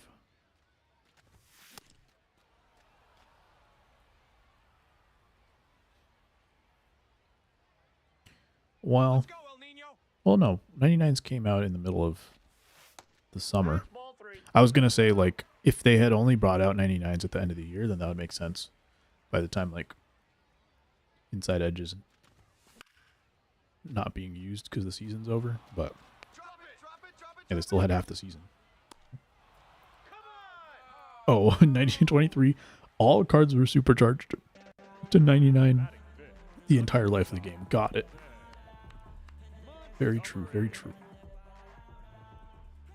I missed my pitch right there. Sinker down the middle with a 3-1 count. Got way under it. That's ball 2. 3-1 count and a 2-0 count. Gonna try to make them pay for these. Hey.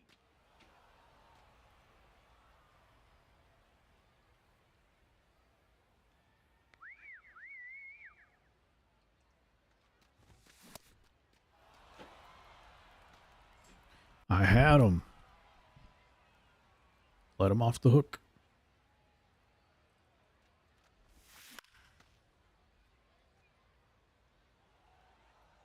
It's one of those games with a lot of lag in between plays. Like this game's in the bottom of the second, and it feels like I've played 4 games already. In this game alone, I mean. I think this is my 4th game of the day. 2 quits, 1 loss. Now this game.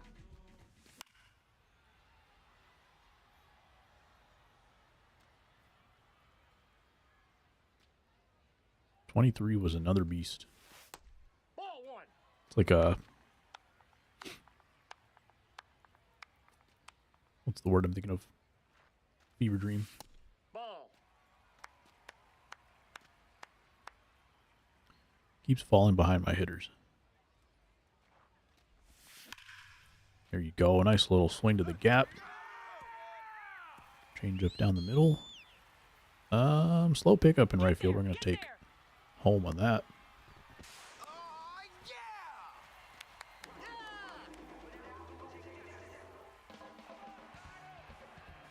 Sounds good, Dibs. Good to see ya. Hope the Mets get a win for you one of these days, one of these weeks. Catch you later. Trying to get an all P5 squad for each set. It was too much work. Yeah, that sounds rough. It's kind of like doable if you're working on certain programs, right? Like some of these programs, you have to do like certain missions with all these cards, and by the end of it, you're like kind of close to a P5 with a lot of cards. But I'm guessing that's not necessarily the case for all of them. Wait, does that include like the new sets would kind of make sense when you're doing missions for like World Baseball Classic, Spring Training, or Spring Breakout, New Threads, and you're already like working on those cards? Let's see if you can still get to first. Nope. The one time Lou Bob makes a good swing. Still robbed. If you're doing those, it makes sense. But if you're doing like veteran, all-star, those type of cards, that's tough.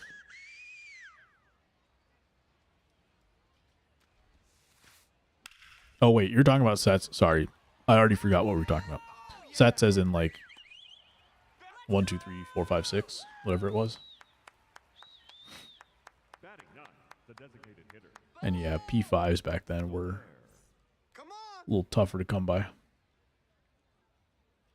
Trying to decide which card to commit to. Do I want P5 another Ketel Marte, or do I want to do another Kyle Schwarber? True. You just have like 6 Kyle Schwarber P5s that you can't use. That was funky. I think that I do still hope that they go to live service model.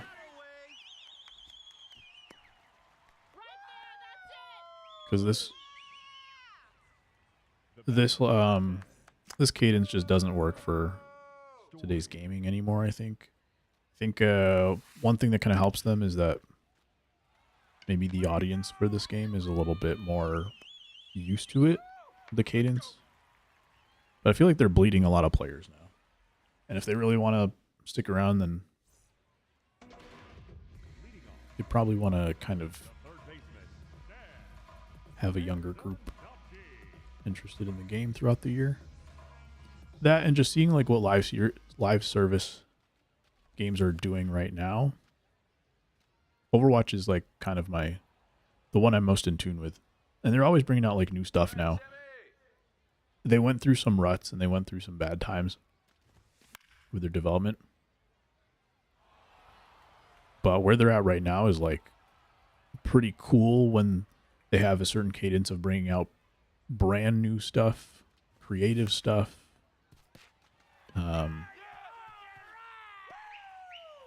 More ways to play, like it's not really something I expected from them, but you see like what they can do when it's not like a requirement to put the game out at a certain time every year. MLB The Schwarber. Kind of like MLB the Smoltz. Here we go, Ray. That's like MLB 22, 2019 or something. And we thought that was a lot. We thought that the 4 John Smoltz cards were a lot. And then they brought out a whole nother level with the sets and seasons. MLB the Salvador Perez 21.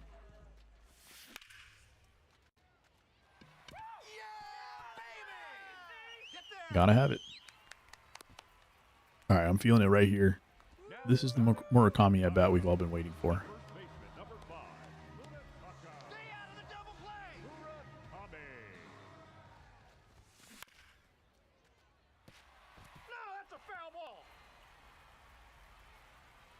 Wants the double play clearly. Get through. Perfect. I'm gonna stay 3 there. Is that Bernie Williams in left field? Does he play left field?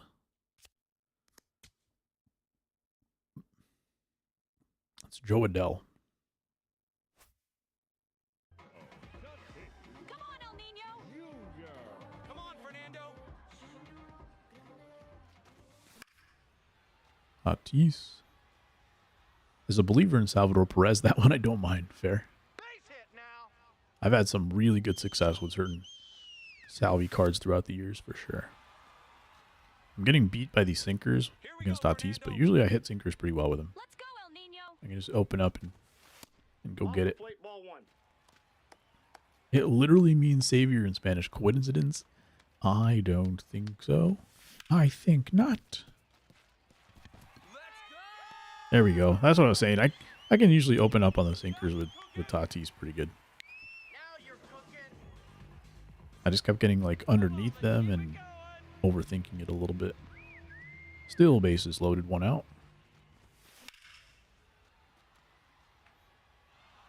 Certainly gets, puts on sunglasses, saves behind the plate.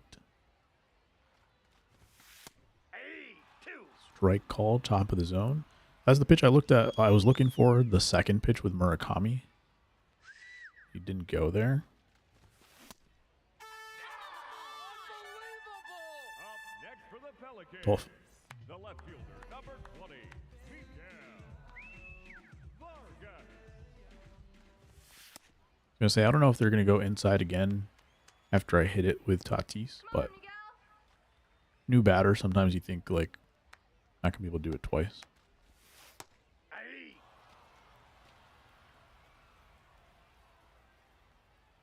Come on, Miguel.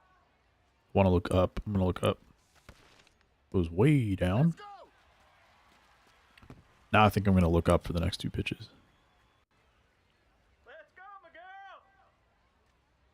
You can do it. Inside 3-1. Halfway through his energy at 46 pitches. Oh no. Get on your horse! Ugly hack. I didn't feel like I was as late as it showed, but I think maybe I just more missed it with the PCI. The more I play this game, the more I'm like closer to 100% convinced that if you don't square up the ball with the PCI early in the pitch flight, it's gonna give you a slower swing. And I feel like that's when I really, like, when your eyes light up and you really feel like you're about to square up this pitch, you pull it foul a lot. And I think that's because it's sped up compared to the previous swings you've taken, where your bat kind of slowed down.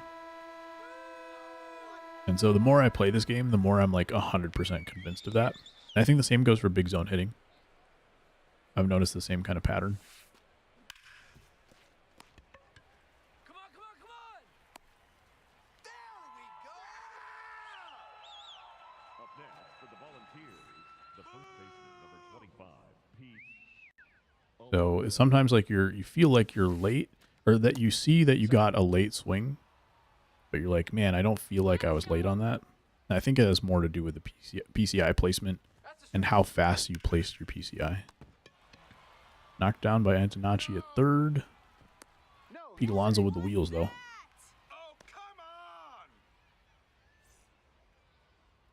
Double play kills the Veritek homered, I think his first time up, maybe second time. I don't know how many times they're through the order yet. I think it's the double play that time.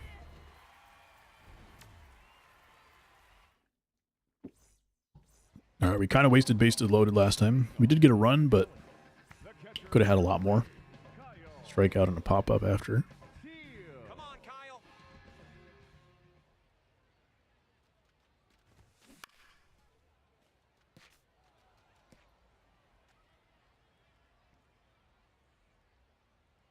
Here we go, Kyle. Oh, I thought I was going to get a breaking ball. He's gone to this like outside corner breaking ball a few times. And I know I can hit that pitch, but I just haven't been looking for it. And I thought I was getting it there for sure, and it just stayed away, forcing fastball.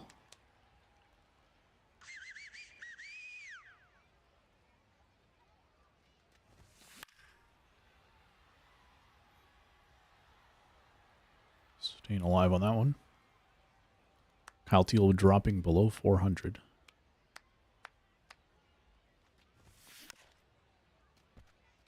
Got a piece somehow.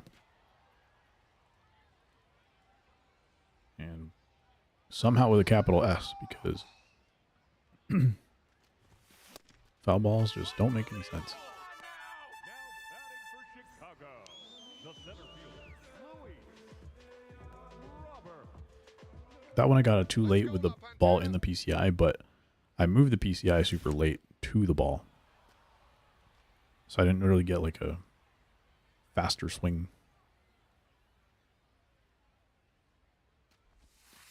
Ball inside. Now that breaking ball, that's the one I was looking for. The previous at bat. That one stays inside. Get through. A little bit of a slow start from the shortstop, but makes the play anyway. Figure it out! Up next for the Pelicans, the third baseman, Sam Antonacci.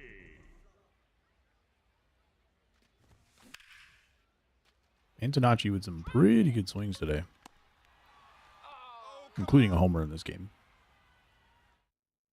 I think.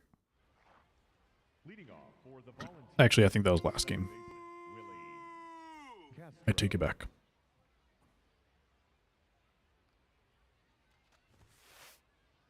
Ooh, that one kind of looked like an ephus pitch on my screen.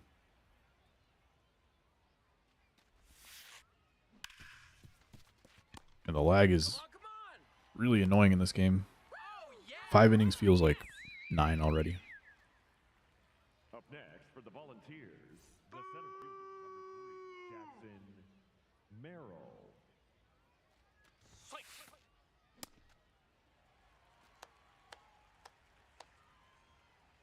I feel like this card is not horrible. Quintana. There's been a couple of at-bats, like, when I get into a bad streak, gave up the back-to-back home runs. But for the most part, pretty good. For the Volunteers, the That was a perfect. Jorge Soler.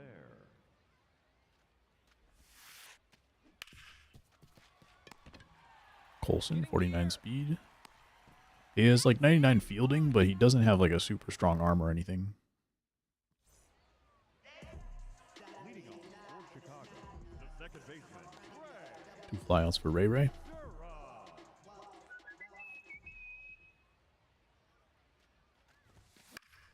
Oof.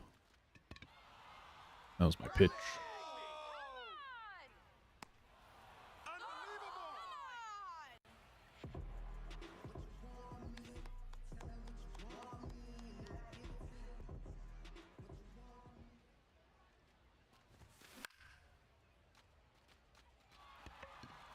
Am I missing a lot of bad pitches in this game?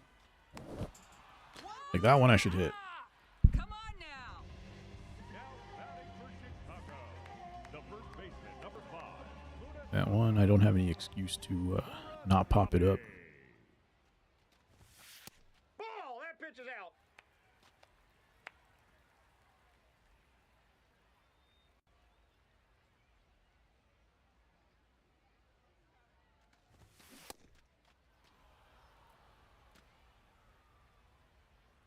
Really jamming my PCI on these middle pitches.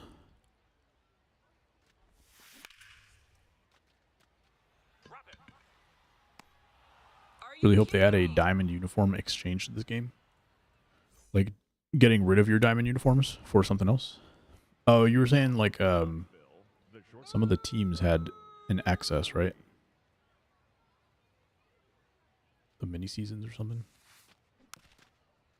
Or no, the team flashbacks. Yeah, that would make a lot of sense. Strike. Hustle. Woo! That's right. Up next for Knoxville, the third baseman, number 7, Kevin. Maybe it would make too much sense. There's McGonigal. Another good swing against me. The No-Sell World Baseball Classic uniform, mini seasons choice pack. Up next for the Volunteers, the right fielder, Fernando Tatis Jr. Hustle, hustle.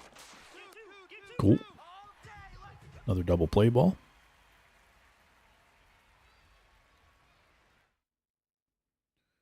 Four, 5, 6 incoming. Leading off for the Pelicans, the right fielder, Fernando 4 sinkers last time. Jr.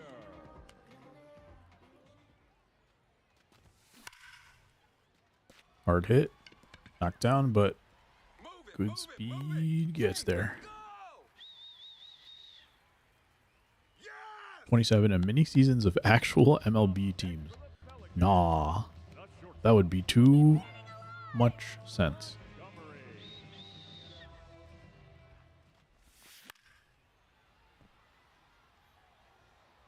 Gotta hit that one. I kind of want to steal here, but I feel like they're going to pitch out. The pitch I struck out on last time.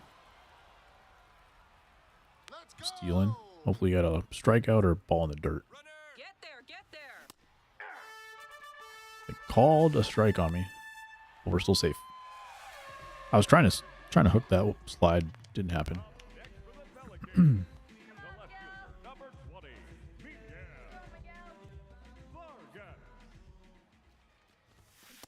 Ball, that's inside. There were times like, remember that Vlad Senior? I don't remember what they called it. But you basically had to like beat every MLB team in a 3-inning game. I think they made like moments out of it. This was in MLB 21, 22 maybe. So they could just do something like that. The All-Timers program, is that what it was? If they just do that in mini seasons, that'd be the perfect place for it. Teal, it's only 88 off the bat. It was a 19, dang.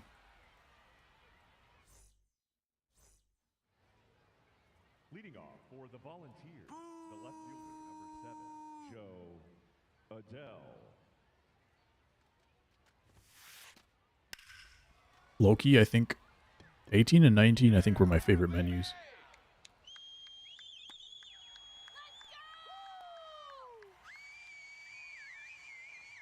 Up next for Knoxville, the first I love the light mode menus.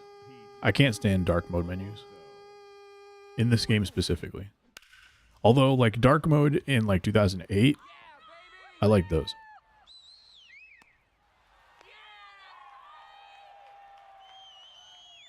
Beating the AL East teams got you a Ron Guidry. Beating the AL Central got you Torrey Hunter. I think I used that Torrey Hunter for a little bit. That's a ball.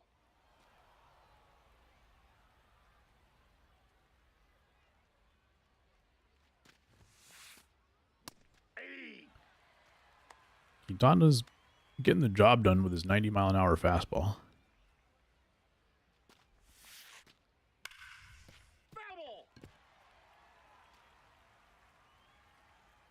When he was on the Sox, the best year that he had, he would just do this nasty, like, four-seamer upstairs, followed by the hook combo.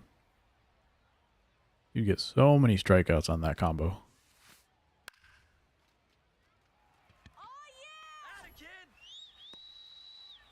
The last time Ron Guidry had a pitch mix I actually liked. What was different about that one?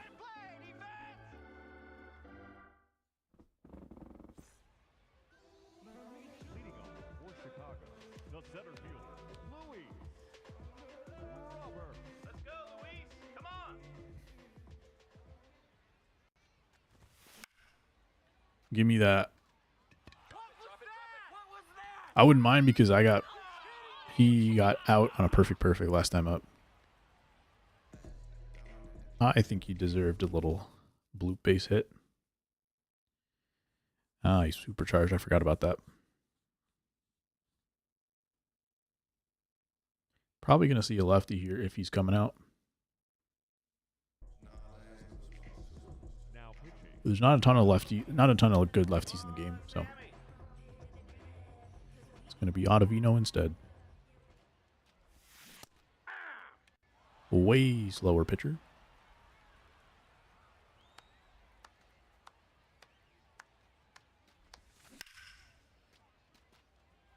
Nice. And Donachi with another good swing. Stay 2 here. Full pitch mix, something he apparently never had after that. I don't think he's even in the game anymore. Yeah, he always had like a second baseman, slider primary and then like 4-seam, 2-seam, and then like a nothing pitch. A splitter or something. Ball, that's outside.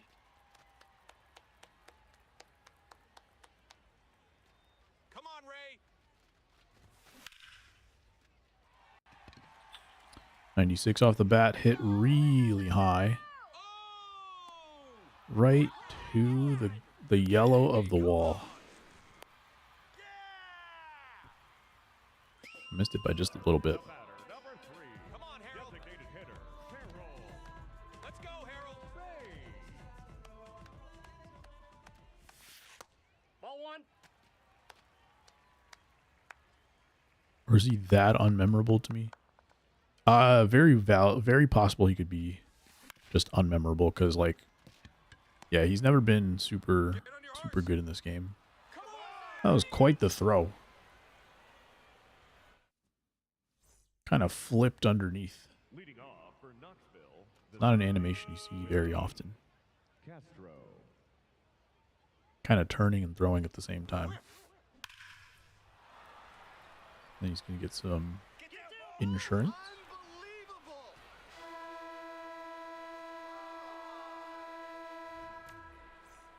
Really, kind of no reason to throw that pitch. And I've probably gotten away with that four-seamer like a little bit more than I should in this game. No, foul ball.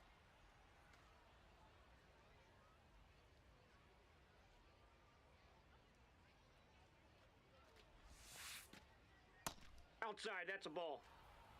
I might go to a new pitcher after this batter. We'll see how it feels. Swing. 8-2. Insurance. Or as I say in the South, insurance. Another four-seam fastball. This will 100% be a great pitch. Thankfully, it went off the plate. If that was a strike, it might be another home run. Up next for Knoxville, the designated hitter. Jorge Chase Mydroth in the last week has increased his batting average by like 100 points. Right through the legs of the pitcher. I think it's time for a new pitcher. If it's a lefty, I might wait it out. Let's see. Trevor Story. Let's switch it. Probably a bad time for Craig Kimbrell. Blake. Right hand. Turn two now. Let's go. Let's go, Blake. Mana First has one steal. One stealing rating, not one stolen bag. Here we go, Blake.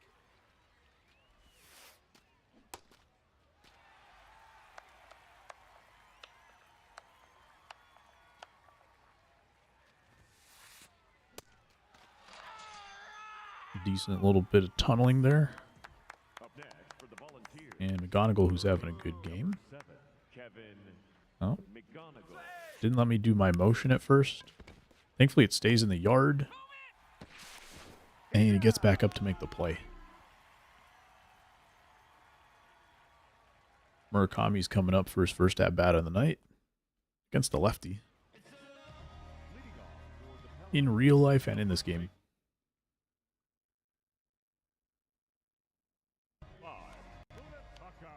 There you go, lefty coming in. Let's go. Now pitching on Art reflects life. Hey, you got this.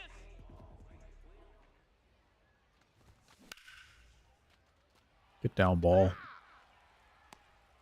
Unbelievable. I would not be surprised if I never used that card. Could be the case. Ball. That's inside. I've only got that card in here to Let's go. satisfy this White Sox roster. Trying to make this team so it's all obviously White Sox cards so they can get the captain boost, and then the rest of the cards try to be former White Sox. Oh, come on. Get a hit. next for the Pelicans. The shortstop, We're getting closer and closer. Montgomery. Come on, Colson. Let's go. Here we go. Ball. I feel like I left a lot of pitches over the middle in this game. Or I missed a lot of pitches over the middle of this game.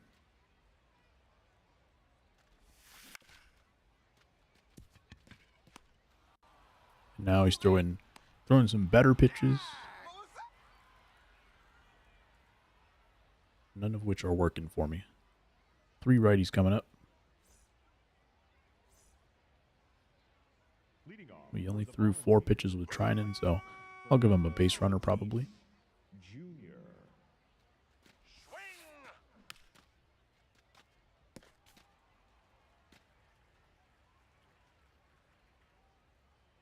Swing. Ooh, I did not hit the bag, thankfully. Thought that was going to be for sure. Did I get Bismacki? I have not. Don't even know how to get that card. Is it storylines? I don't think I've played any offline in a few weeks. Pinch hitting, Kyle Kyle Schwarber coming in. Fair enough. I guess I'll throw Zach Britton in there. Let's go. Now, Zach Britton.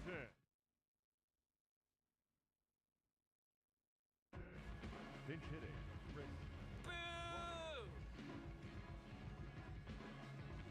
Here we go, Zach. Let's go now, Big Z. Going to another pinch hitter. Not a big deal since it's already the 9th. Come on, Zach.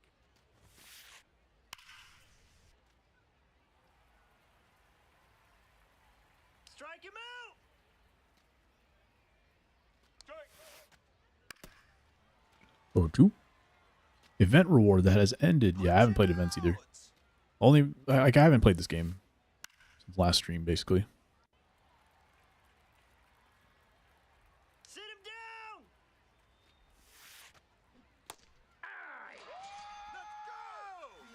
Let's go. Ooh, out.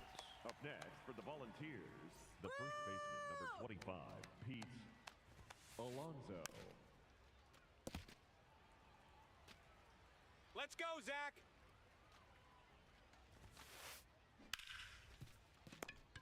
Yeah.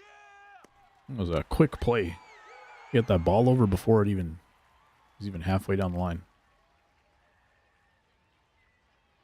Vargas, Teal, Robert. Might see some pinch hitters in this inning. Let's see what we got. Leading off for Chicago.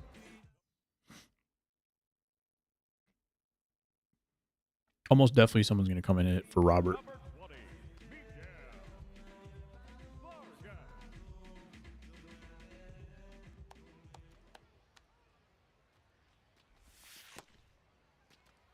Just need a bloop and a blast, though.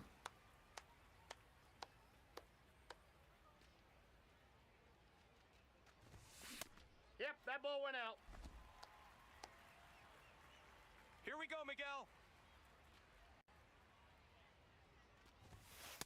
That's 3-0. ball 3. Let's go.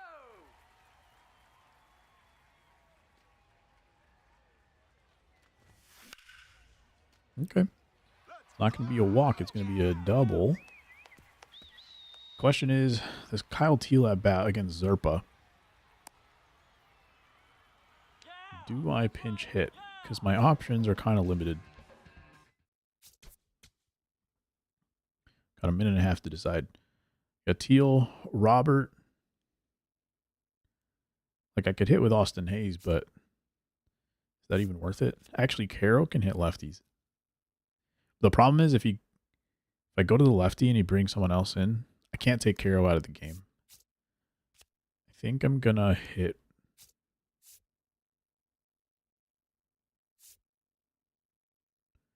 No, you know what? I'm sending it. I'm doing Austin Hayes for Kyle Teal. And then I'm gonna empty the bench this inning.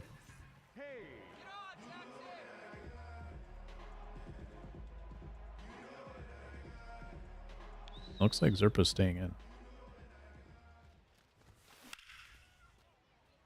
74-48. For some reason, I thought he was a little better than that.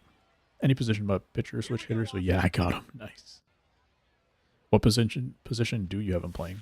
Ball 1.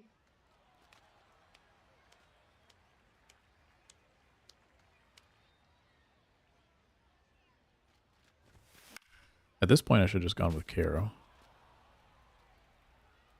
who in real life just walked the bases loaded home. That was confusing. He had a bases loaded walk to drive in a run. Now batting for Chicago. The center All that for nothing. This would be nice. If he goes to a righty, then I can bring in Larry Doby. Robert. Sweet. Now pitching.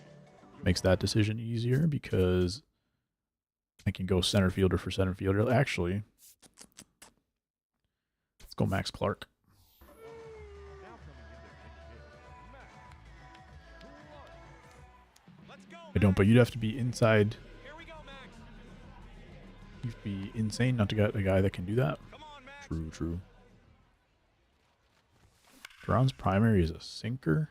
Very early, right on it. That's one of those ones where, pretty sure because I got the PCI so early, I got an earlier swing. Faster swing. Hustle. That's tough.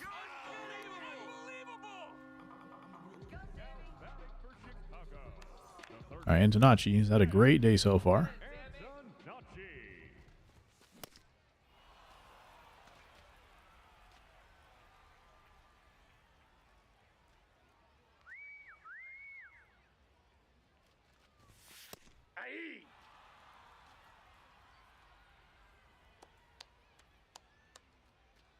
Let's go, Sammy.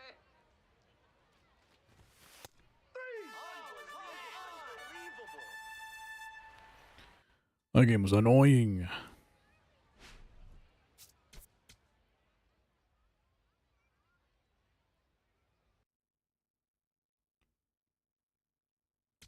And we're back to 502. We're 2 less than what we started.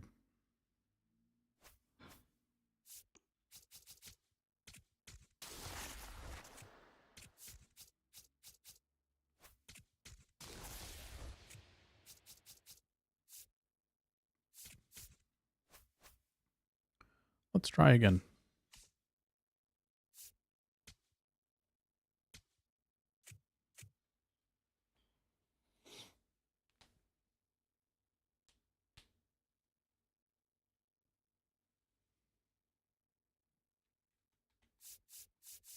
Gold Chris Sale, let's do it. He's an 87 with his parallel and his... I don't think he's paralleled very far, but Captain Boost. Dontrell for the other team.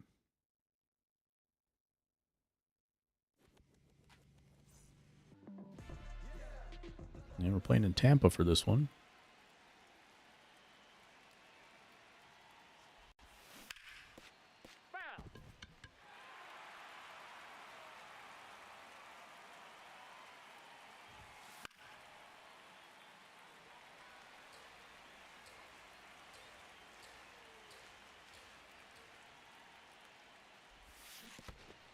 We'll check. Durham's all the way down to a 304. That's tough. When I had him at the bottom of the order, he was hitting like 380 for me. I feel like that happens with some of my guys. I move them around to like a more high leverage spot, and then they start hitting a little different. Usually not for the best. There's Schwarber in left field. Hopefully we can hit some gappers in this one. And not grounders to the first baseman.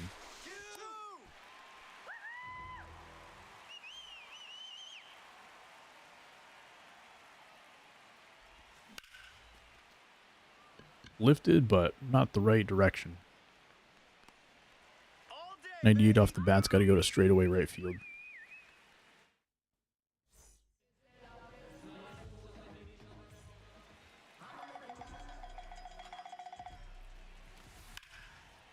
That was just a horrible pitch. Fastball down the middle to Griffey. Gonna be a free 2. Perfect throw, got him. Nice. Kind of seemed like a slow slide. He didn't go to the outside of the bag. Even though it was like kind of a slow throw in from the outfielder. Big brain. Yeah. Just let him go a little bit further, and then he gets himself out.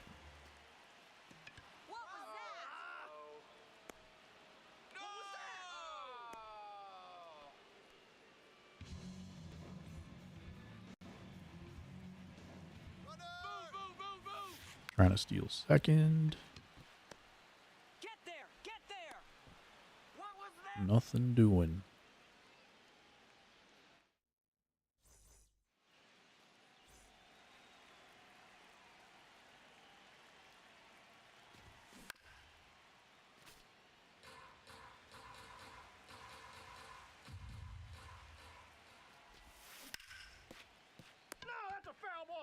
going to try to really control my PCI. I think I just noticed that I kind of move my PCI in the same timing that someone wags their bat.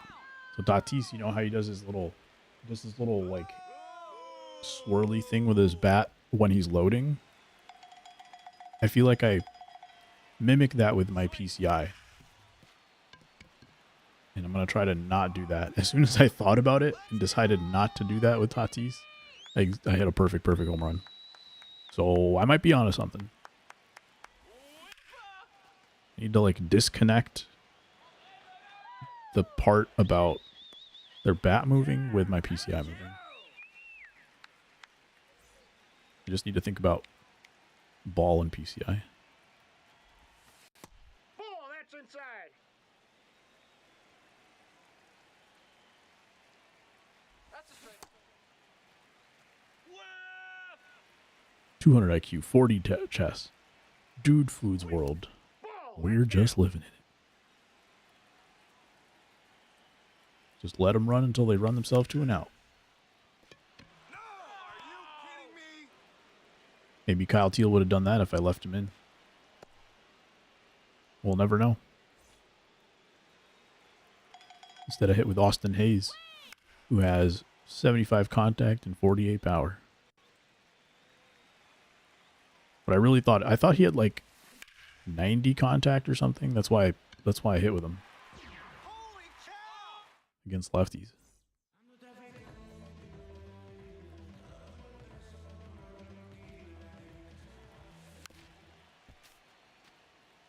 Four pitches for 4 batters last inning.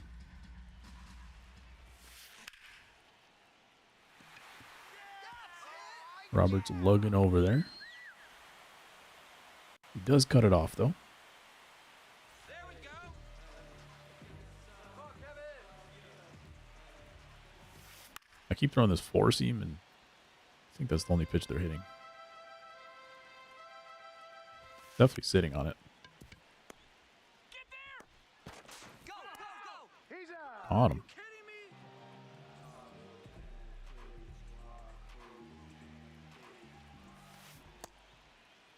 Did he go?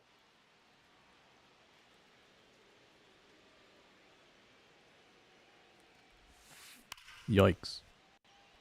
Slider down the middle. Go, go. No! Let's go better way. Way smart. Good job.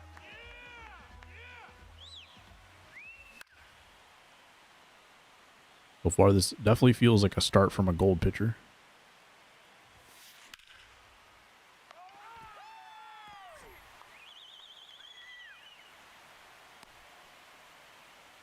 Nice rip. Let's go, polar bear. 2 more P5s.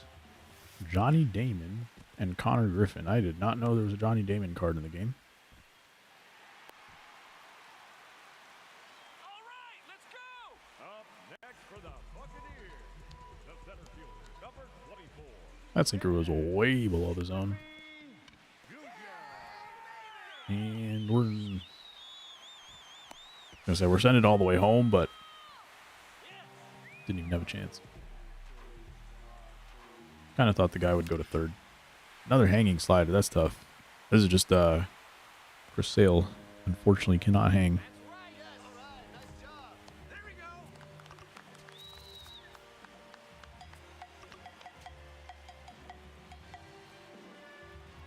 Well, he can't hang against these batters. He certainly can hang his pitches.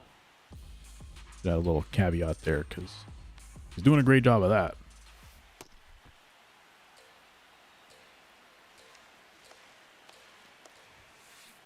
We're going to have to bring some bats in this one.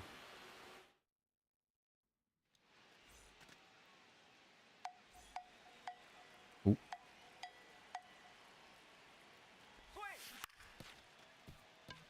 Almost got a hit on that. Change the camera back real quick. I think I was using strike zone high. Now that I think about it, No. I should go back to strike zone. Maybe I'll do that next inning.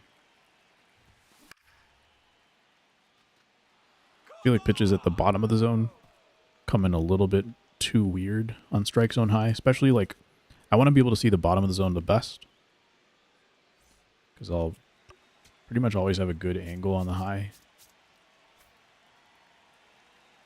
I want to see the bottom of the zone a little bit better. Case in point. Come on now.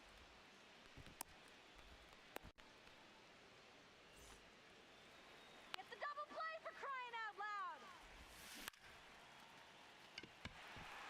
I feel like I blinked right when I was swinging.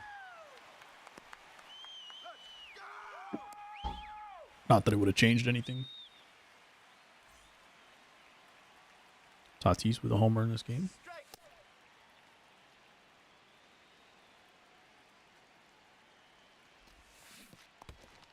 Didn't think I swung at that.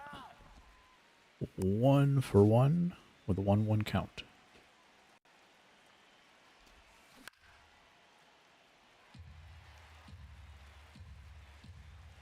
Strike. Tracked it the whole way and then spazzed on the swing. Tough. Strike him out.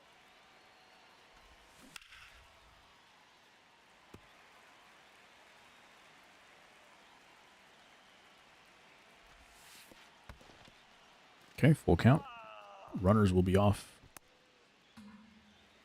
Tying run's still on deck, though. The tying run is a lefty. I was kind of surprised to get a pitch to hit there.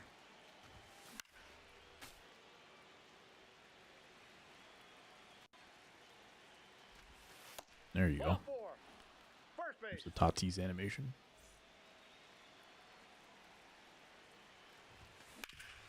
Get through. Come on, come on. All right. The only pitch I'm looking for, and I'm still not ready for it.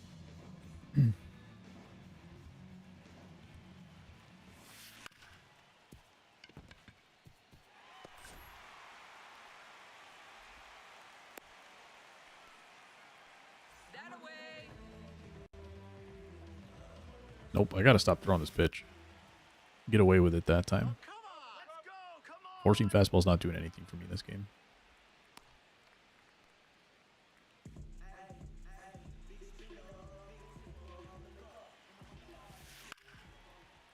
Oh, come on.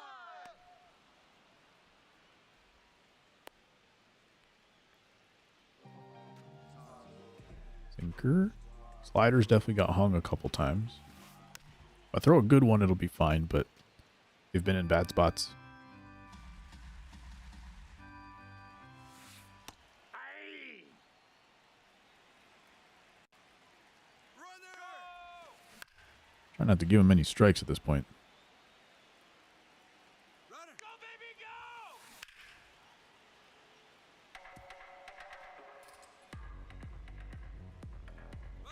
Move it, move it. I really want to take this bag. Runner. Get there, get there. Even making contact with that.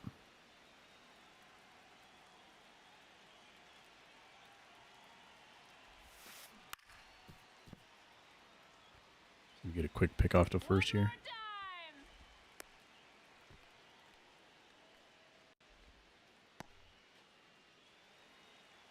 Here we go, Will. Runner, move it, move it. Ugh. After all that, that was 48, 46 speed too. I don't even think I realized how slow he was. There you go. That's how you do it. Come on. Outside, that's a ball. That must have been the game plan. Just try to open up the hole for him. Go, go, go, go. That was crazy. Are you kidding me?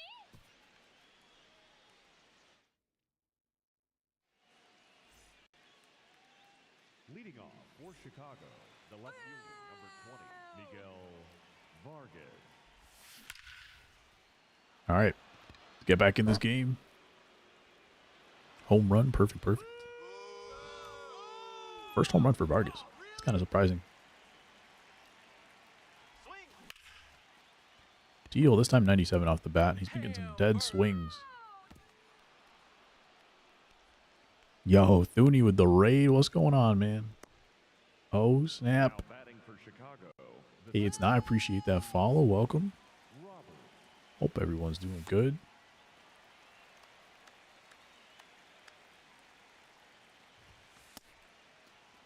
We were playing some ranked with the all-time White Sox team. I say all-time as if That's a ball. there's more than like 2 White Sox legends in right now.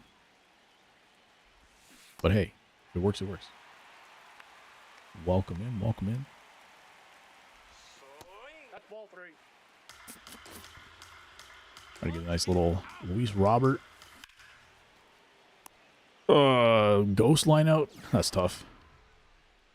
I thought that was getting through for sure. How's the stream, Thuney? Hope everything's good.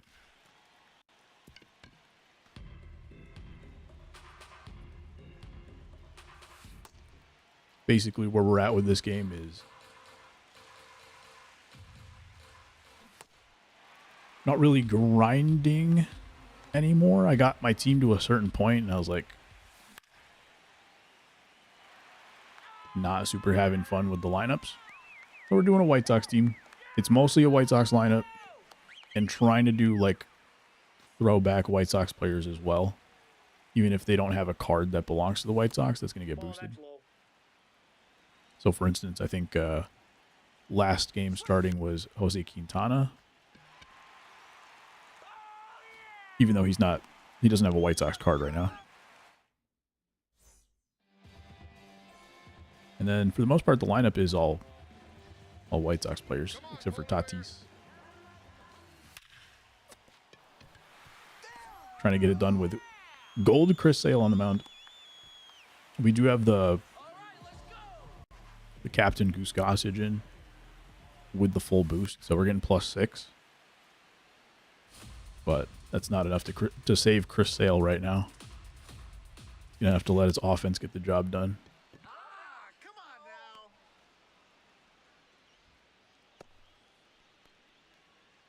now. Oh, we could put that Ken Griffey Jr. on the team. I need somebody to replace Luis Robert. The GM really wanted James Shields. Unbelievable.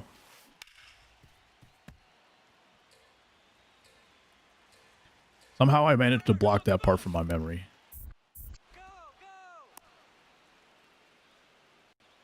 One little pump fake. No! You're kidding me. It's a free out. Nice. They've tried to steal with like 40 speed a couple times here. I don't know if it was just a hit and run attempt because the first one worked. That one did not. Oh, yeah. Oh, yeah. Supercharged Murakami. I do also have the World Baseball Classic Murakami, but this one's like slightly better with a little bit of parallel. The other one is P5 for me too, but this one, I think he's like a 97 with the boosts that I have. How many people can say they've given up a home run to Bartolo Colon? I certainly have not. Get down, get down. I think this is going to be my first... Oh, never mind. Not a home run. I was going to say that was my first home run with Murakami today, but still not true. This is a fully late swing. Didn't think I swung at that one, but that goes through. Come on, Tatis. 96 off the bat. Pretty good angle. Drop, drop, drop. I never know when it comes to this park, though. I feel like it doesn't look that big, but then sometimes it plays a little bit big. Making our way back in this one.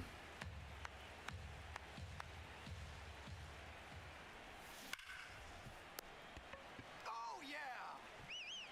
Yeah,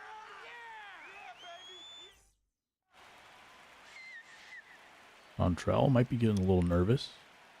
Swing better. That's There you go. That's the check swing I was looking for. Confidence is low. Energy is less than half. Strike. And that one's going to drop.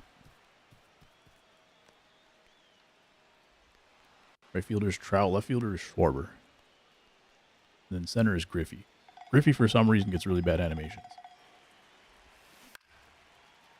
Another chunky little hit. I'll take these. I had a couple lineouts earlier. This is karma for those.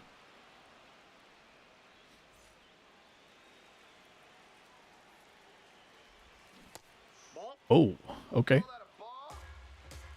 that's not a pitch that ever gets called a ball in this game, I would say.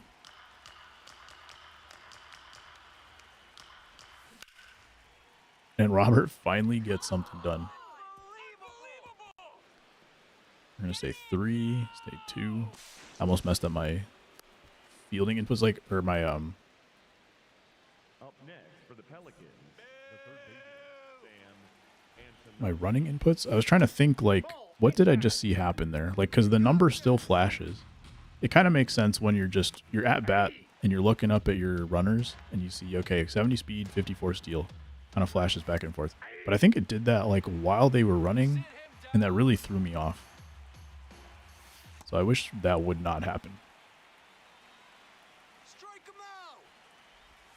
And I don't know if it went from, did it go from speed to steal when it was in play, or did it go from speed to the base that it was trying to go to? A couple of bloopers do result in a run there. We get all the way back, so it's 5-5. Chris Sale, as soon as he gets into some trouble, I'm going to take him out. He kind of settled down a little bit. He had a couple of bad hanging home runs. But I think if I just don't hang pitches, it'll be okay, because this guy's kind of swinging at everything. Good recovery there.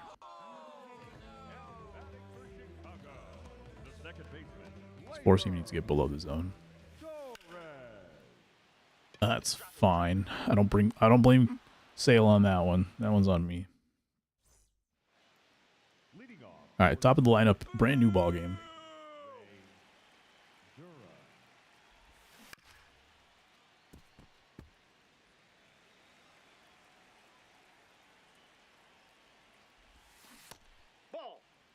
Gave me the check. I'll take it.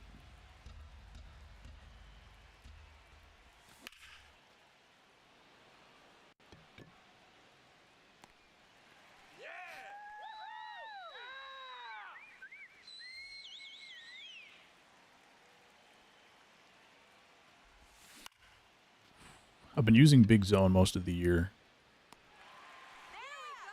Some days I feel like I'm better on one or the other. I feel like I miss a lot of pitches down the middle when I use regular zone. Then some games it just feels like they're throwing too many dots and I need to use zone hitting. So I feel like if I can learn to switch between the two mid-game, might be a game changer for me. But it's one of those things where like you kind of want to trust your process almost. Some games you feel like you can turn it around if you just keep going.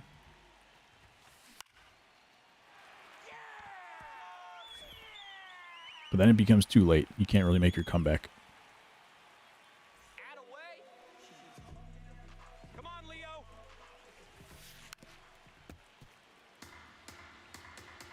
Here we go, Leo. Ooh, go foul. Nope. Now it's just our job to keep him at third.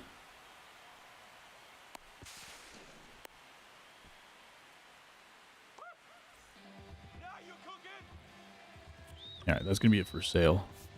He did as much as he could. Trying to get the rest of these just under 4 innings with the bullpen. Honestly, after that first batter, I should have taken him out. Or after the first, like, if the first guy got the hit, I should have taken him out. No reason to keep him in after that. Move it. Hustle up. Now you're talking. Okay, free out at third.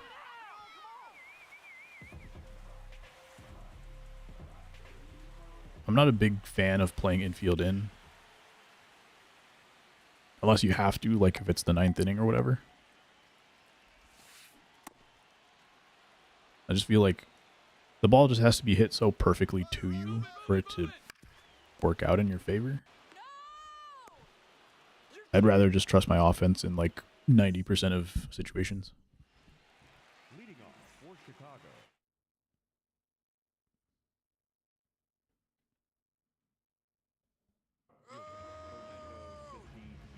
They're bringing in their own Tyler Rogers. See whose is better. Oof.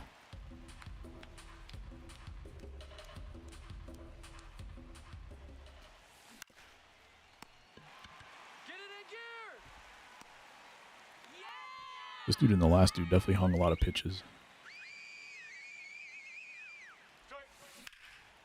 I missed that? Oh, it's not a sinker. That's why. I thought I had that one dialed up.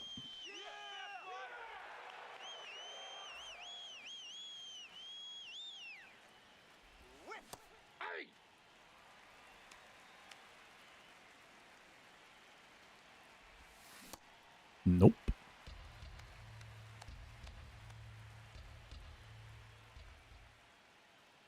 Is he scared?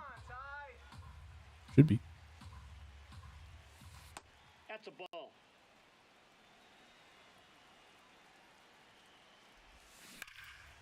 There you go. Not the blooper he hit last time.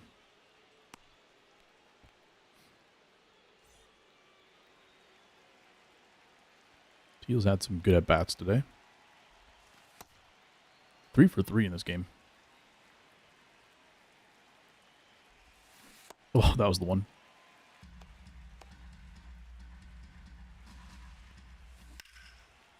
That was also the one. That was the 2. And more. A lot of missed opportunities in this game.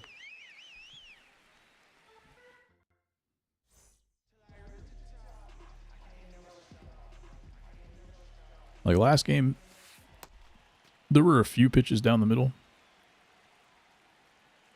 But Paul Skeen's throwing pretty hard and supercharged. A lot tougher of a matchup.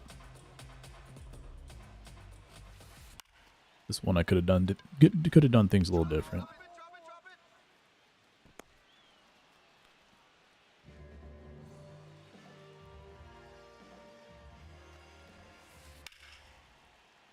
Kind of got away with that.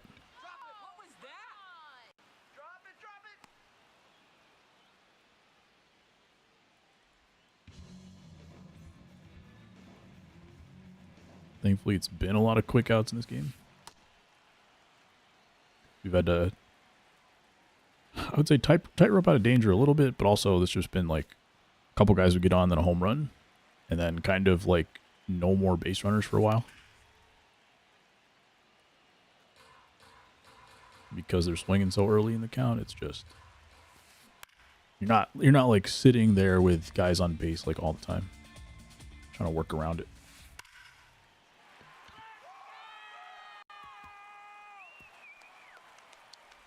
Didn't even think about going to second. Yeah, right off the bat. Let's go. Trinan.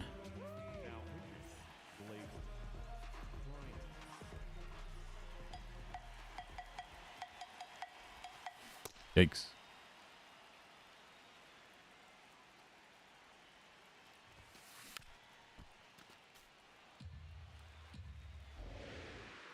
Probably also had some opportunities to use this.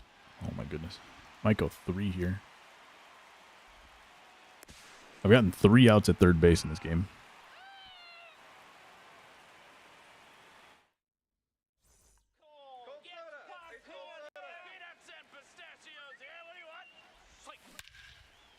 Please get out. 104 off the bat. That's a deep corner out there. Okay, tie ball game.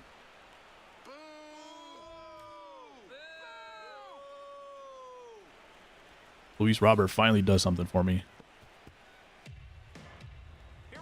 Saying they were throwing some pretty predictable pitches from Tyler Rogers, and I'm just doing stuff like that. Finally got a hold of one of them.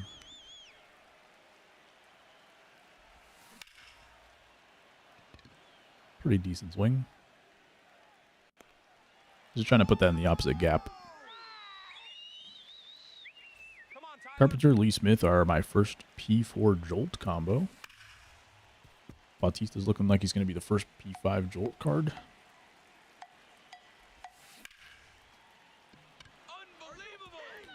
How would you rank Bautista in terms of favorite hitters? Or are you still just trying to like P5 your series? Or is he that good for you? I actually didn't think I swung at that pitch. I was trying to check it. That might be one of the first times where I've actually got a hit when I've done that. Usually it ends up being a swing and a miss in the dirt. If I'm checking a swing. Or thinking that I'm checking a swing. I'll take that result. Tatis, please. Hit really high. And just far enough. That's a wall scraper for sure. Tyler Rogers stayed in the game for way too long. He's still in the game. No confidence. Yellow energy. I don't know if they just don't have anyone in the pen or what.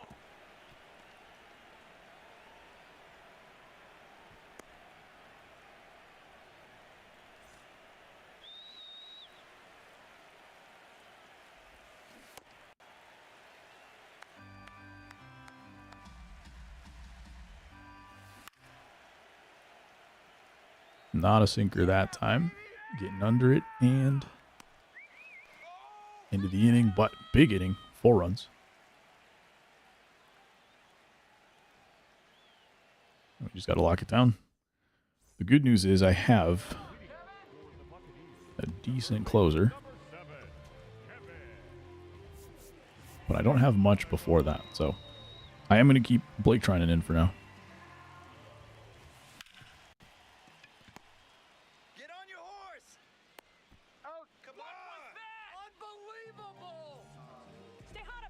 One quick out, because most of the outs have been pretty quick.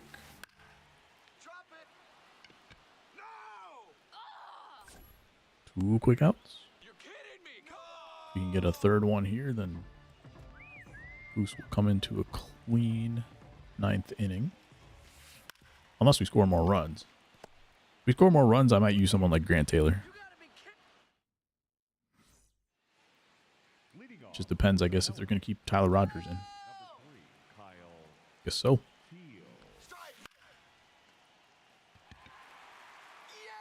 It was a weird game to kind of give up on. I want to take a look at their bullpen because giving up on this game kind of didn't make any sense. They've got a fully stocked bullpen. Yeah, I don't understand.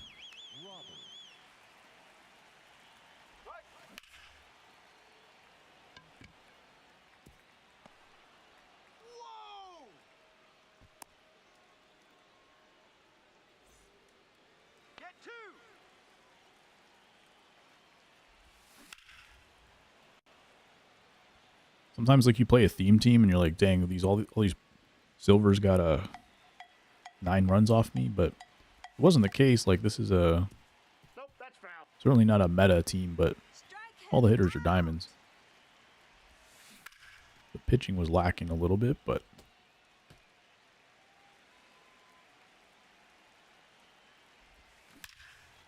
sometimes you feel embarrassed about something like that. 105, that one's a gap. And we got to stay at 2 here. Not going to be a save situation, so maybe that was the plan. Maybe they wanted to be out of a save situation so that they don't face a closer. Don't know if I've ever done that myself, but could be a strat. Or a power swing here. It works. We drive in one more, and I'll stay at first.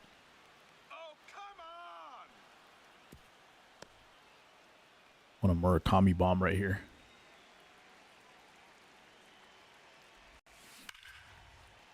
$101. Get down! And that's an out. Okay. We're going to bring in Grant Taylor. See how that goes. He gets, let's see, I need to get to 8 runs for a save situation. Well, not exactly, depending on how many outs he gets, but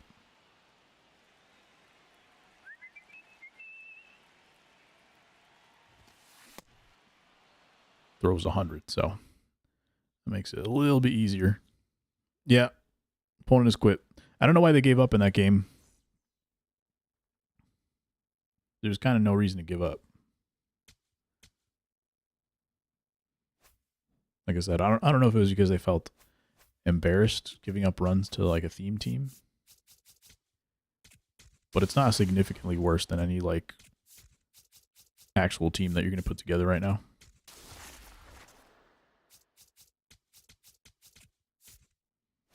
Cool. Well, we do end up finishing higher than where we started, but I think all my wins were on quits, and then I lost a couple of bad ones. Actually, I want to look at my game feedback because I feel like I should have ended up higher than I did. Standings is in progress.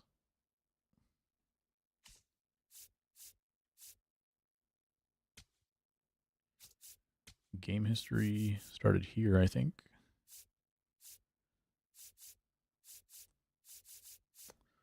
One win, a loss. Loss. Okay, so I only won 3 games. Thought I won 4 for some reason. GG's though. Let's go find someone to raid. Appreciate anybody that stayed around after the Thune raid. Hope you had a good time. We're live every Wednesday at 6:30 p.m. Central Time. Probably for a while I might do some White Sox ranked. We might play some Road to the Show. I don't know if I'll ever go back to regular ranked because not feeling it, but in the meantime, we will kick a raid off to Vaughn.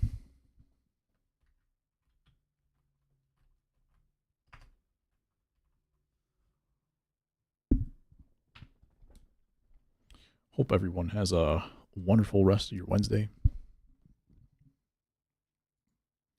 Catch you all next week. Have a good night. Peace.